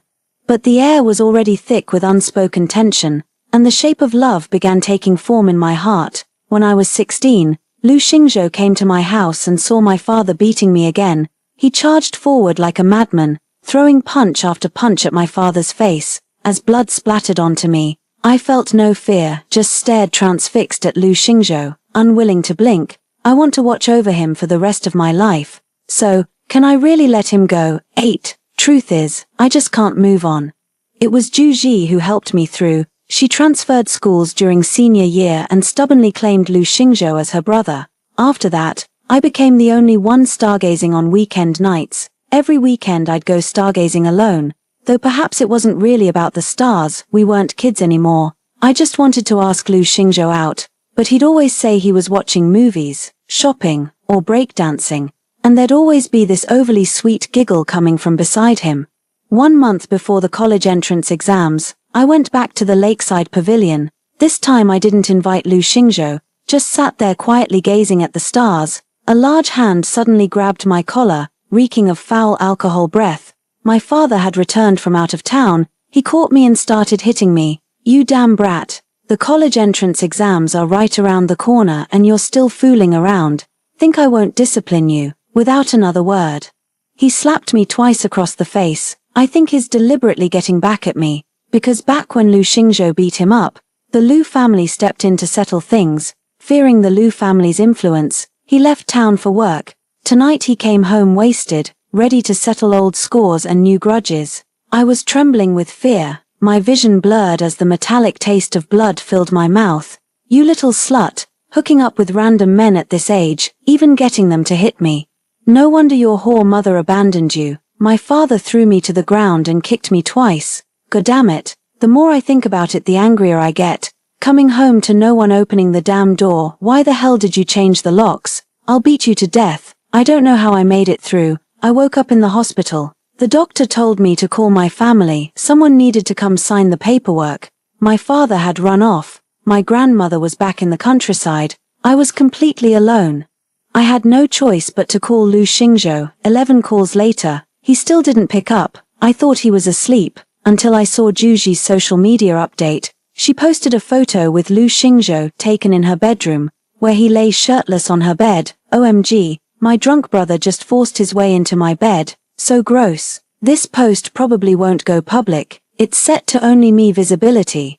I sat there numbly, all the pain in my body turning to numbness. In the end, I had no choice but to ask Linlin to bring her mother over to look after me. It wasn't until the next afternoon that Luxingju returned my call. "What happened last night? I just saw your missed call." With bandages wrapped around me, I fought back the tears welling in my eyes. I asked him point blank, "Did you sleep well in Juji's bed?" Lu Xingzhou fell silent for a moment before explaining helplessly, "Are you mad again? I know you wanted me to stargaze with you, but honestly, aren't you tired of staring at those damn stars? Xiaoji and I didn't do anything. Her dad insisted I stay for dinner and kept pouring me drinks. I got wasted and had to crash there. The second I woke up, I came straight to you. Isn't that enough? Getting drunk is fine, staying over is fine too, but sleeping shirtless in Juji's bed, absolutely not." Yet I stammered for ages, utterly speechless. For Lu Xingzhou, skipping stargazing with me was perfectly acceptable. When I returned to campus after hospitalization, Lu Xingzhou and Juji had already become inseparable, and so, I became the northeastern ex-wife. 9. A breeze rose over the lakeside pavilion at night. I gathered my thoughts and walked home calmly. Unexpectedly, I got a message from Lu Xingzhou. Did you change your college preference back to Harbin Institute of Technology? None of your business. I didn't want to tell Lu Xingzhou that I was going to CUHK. Lu Xingzhou snorted. I know you'll come crawling back. You've been by my side for 12 years. You can't live without me. Before going to hit, you must apologize to Xiaoji. Otherwise, find your own way there. I won't give you a ride. We had this settled long ago. I took Luxingju's family car to register at Harbin Institute of Technology, safe and convenient. Though it wasn't far, having Luxingju along made the trip all the more enjoyable. But now, I won't be going to Harbin Institute of Technology after all. Without another word, I blocked Luxingju. 10. 2 weeks later, Luxingju's mother paid an unexpected visit with an invitation in hand. Jiyu Wei, bring your grandmother to Xingzhou's college celebration banquet tonight. I refused outright. Aunt Lu looked stunned. Why? Did you two have a falling out? I said I didn't have time. I'm meeting friends tonight. Then bring your friends along. The more the merrier, don't be a stranger. Aunt Lu beamed with a smile. While Grandma had already nodded in agreement, reluctantly, I ended up attending Lu Xingzhou's college celebration dinner that evening. I was puzzled. Why is Lu Xingzhou holding this college celebration banquet so late? Then it dawned on me. It's because of Juji. There stood Juji in formal attire, greeting guests at the restaurant entrance with a radiant smile. She warmly grabbed my hand with a bright smile. Sister Jiyu Wei, you're here. Make yourself comfortable inside. Xingzhou and I have booked the whole place tonight. Beaming, she explained, it's my coming-of-age celebration today. I was worried it might feel too quiet, so I begged Brother Xingzhou to postpone his college acceptance banquet until now, so it's a double celebration. No wonder it's so lively. Oh, I said, acknowledging the information. Juji smiled, her eyes sparkling with unconcealed delight. When the banquet began, Grandma and I settled into a corner seat, paying no attention to others. But Lu Xingzhou came over to us. He wore a helpless expression, his tone laced with irritation. Jiyu Wei, come sit at the main table. Why are you hiding back here? I said no, I'll be leaving soon anyway. Lu Xingzhou took a deep breath, his brow furrowed. Jiyu Wei. Stop this tantrum. I've let you ghost me for 2 weeks. Isn't that enough for you? I shook my head again. Luxingju gritted his teeth. Haven't we always sat together at every banquet? Are you really going to sulk over something so trivial? His voice drew quite a few curious glances. Grandma hurriedly urged me. Xiaowei, let's go over. She practically dragged me to Lu Xingzhou's table. Only then did Lu Xingzhou look satisfied, though there was still one empty seat beside him. I saw the radiant Juji approaching. The Lu family welcomed her warmly since her father had business dealings with them. Oh, Sister Jiyu Wei's here too. Perfect timing. Brother Xingzhou and I were just planning a trip before school starts. Her dimples appeared as she grinned. Sister Jiyu Wei, let's all go together. Brother Xingzhou promised to take me to the Great Wall. I pressed my lips together. I remembered Lu Xingzhou's promise to take me hiking on the Great Wall after the college entrance exams. We were going to take photos and share a kiss on the Great Wall. The kiss was his idea. His ears turned red as he nervously asked, "Can we kiss?" I was dying laughing inside, yet my ears burned crimson. We've known each other for 12 years, hell, we even saw each other naked as kids. How come just saying kiss makes my heart race now that we're adults? But that was all in the past. My heart isn't racing, I just feel sick to my stomach. Because that night at the bar, Luxingju and Juji played Truth or Dare and locked lips for 3 minutes. You two go ahead, I've got things to do, I declined with calm detachment in my eyes. Juji's eyes visibly lit up, her grin stretching ear to ear. Lu Xingzhou hesitated momentarily before grasping my hand under the table. I reached for the dishes. Starving, don't mind if I dig in. 11. After the banquet concluded, I headed to the restroom. Lu Xingzhou followed and grabbed my wrist roughly. Jiyu Wei, what the hell do you think you're doing? Nothing special. I shook off his grip. Lu Xingzhou let out a bitter laugh. How much longer are you going to keep this up? Just change your college preference back to local schools. Problem solved. I already asked Xiaoji about it. She was going to tell you that day. But you noticed the discrepancy in the application first. even if you hadn't.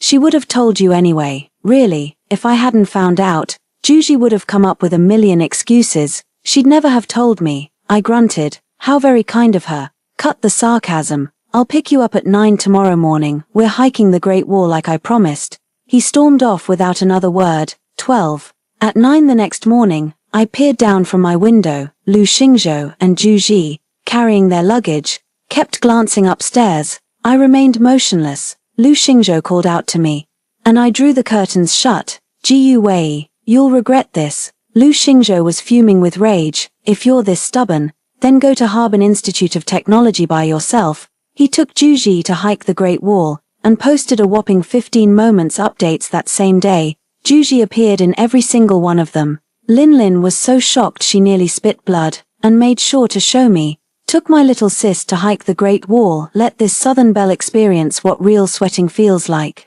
LOL, my sister's legs gave out, had to carry her piggyback. The crowds were insane, but my sister turned heads everywhere. True beauty really is rare. There were quite a few classmates' comments under these posts. Wait, taking Juji instead of Jiyu Wei on summer vacation. Did they really break up? His northeastern ex-wife must be crying her eyes out in the bathroom. LOL, gotta admit, Southern sweethearts are just prettier. Lu, post more pics of her. Lu, go easy on her tonight. I don't want her to be in pain, sobbing. I watched with complete indifference. Lin was fuming. That bastard did it on purpose, just to disgust you, trying to disgust me. I wasn't disgusted, I just found it laughable. 13. September's back-to-school season arrived right on schedule. I booked my flight in advance and left early on the morning of August 31st. I wanted to get to campus early to avoid any last-minute mishaps. The journey went smoothly from boarding to landing, and I arrived in the bustling, sweltering South. On the very first night, I encountered a gigantic flying cockroach that sent shivers down my spine, but everything else was wonderful. I even treated myself to 2 portions of rice noodle rolls. Absolutely delicious. At dawn, I had spent my first night ever in the southern region. Then Grandma called me. I was puzzled. Grandma, what's up? Luxingju asked if you wanted a ride to school in his car. I told him you'd already left. But he wouldn't believe me, kept insisting you're hiding at home. I frowned. Didn't Lu Xingzhou say he wouldn't give me a ride? Before I could respond, Lu Xingzhou's voice came through the phone. Grandma, tell Jiyu Wei to come down. I've given her enough time to cool off. It's the first day of school. Let's put the argument on hold and settle it at school. Lu Xingzhou's tone was sharp and clearly impatient. My grandma looked confused. What do you mean calm down, Xingzhou? Jiyu Wei really left yesterday. She even took my homemade chili sauce with her. Left yesterday. Lu Xingzhou sounded skeptical but still impatient. Whatever, I'm going upstairs to look for her. Grandma pleaded. Don't bother. Jiyu Wei bought her plane ticket long ago. She really did leave yesterday. Lu Xingzhou halted mid-step. His voice suddenly panicked. Plane tickets? What plane tickets? You don't need to fly to get to Harbin Institute of Technology. Not Harbin Tech, it's Sun Yat-sen University. Didn't Jiyu Wei tell you? Dead silence fell on the other end of the line. Then came Lu Xingzhou's ragged breathing, as if he'd seen a ghost. I hung up without hesitation. 14. My college life had begun. After the initial discomfort faded, I came to cherish the southern breeze, the trees, even a single drifting petal. One must eventually adapt to their surroundings. For 12 long years, I'd always followed in Lu Xingzhou's shadow, never venturing beyond my familiar world. Now I stand alone in this foreign city, taking my first steps toward a brand new life. Then Lu Xingzhou appeared. He blocked my path on the campus walkway, his eyes shadowed with dark circles and burning red. Why? He clenched his teeth, struggling to keep his lips from trembling. I sighed and walked past him. He grabbed my hand with all his strength. His voice hoarse and strained. Just because Juji played a prank on you, you're treating me like this? Yes, I gazed at him, just as I had for the past 12 years, only this time, devoid of any emotion. Yes, I'm petty and can't take a joke. Let me explain this to Luxingju. His teeth chattered. Jiyu Wei, you can't do this. You know damn well I can't live without you. Juji's just like a little sister to me. That bar kiss, pure ego trip, all those travel posts with her.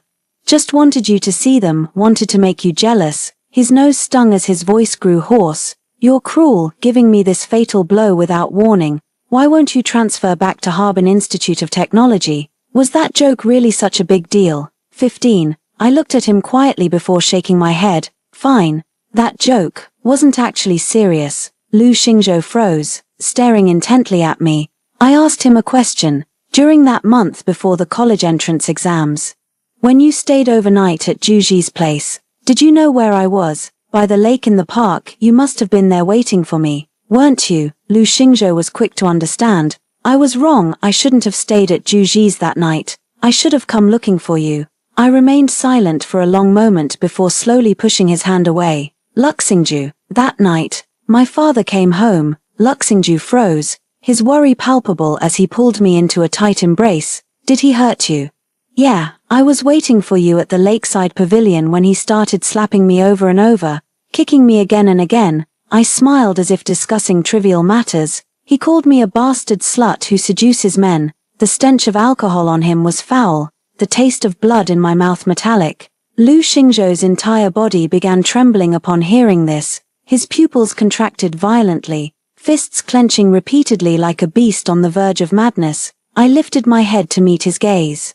My eyes lifeless. That night, I was in agony. Meanwhile, you lay shirtless on Juji's bed, sleeping soundly, missing all 11 of my calls. Lu Xingzhou let out a pained growl. He smashed his fist into the nearby tree, his teeth bared in fury. I sniffled. But it's fine now. I'm doing great, better than ever, actually. Let's part ways here. Thank Juji for me. I took her joke in stride. And I really love CUHK. 16. I never noticed when Lu Xingzhou slipped away. Anyway, he stopped bothering me. A week later, Grandma told me Dad had been arrested and sent to prison. Apparently he got drunk, caused trouble, and hurt someone. I knew immediately it was Lu Xingzhou's doing. He's clever enough to vent his anger while still achieving his goals. I didn't pay much attention to it, just focused on enjoying my college life. During National Day, I made a trip back home, ran into Juji right at my doorstep. She came here specifically to wait for me. Our eyes met.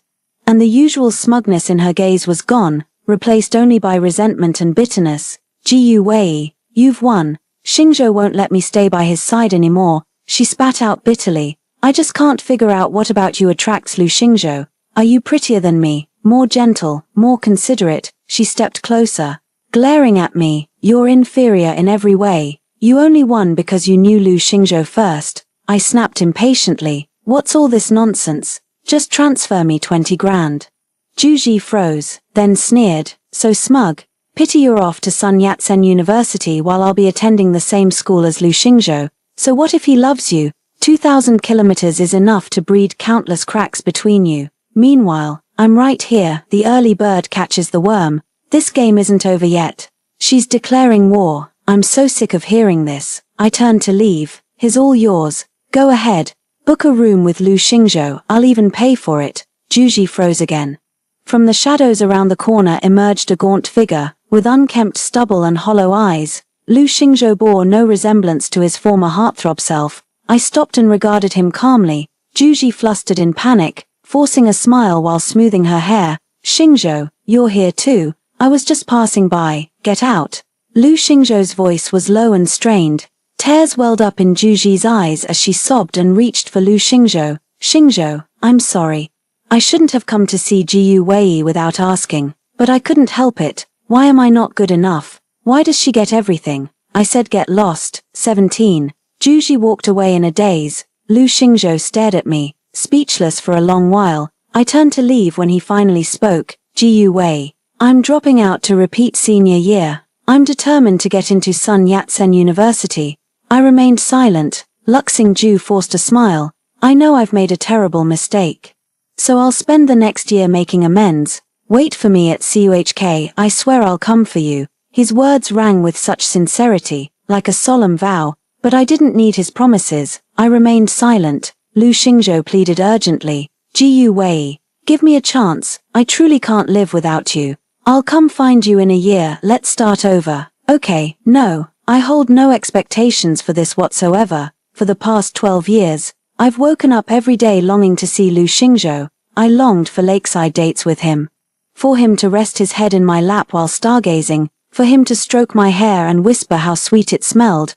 But now, all I want is for him to leave me alone. With a quiet sigh, I murmured, Lu Xingzhou, do you really find this amusing? 18. Lu Xingzhou swayed unsteadily, the words dying on his lips. Finally, he staggered and disappeared into the darkness of the night. I went home, gave Grandma her gift, and slept like a baby. After the National Day holiday, I returned to Sun Yat-sen University and threw myself into my studies. I've always been a bit of a slacker, never had big ambitions since childhood, and with Lu Xingzhou always leading the way, I've never developed much independence. Being alone now, I've actually developed quite an ambition.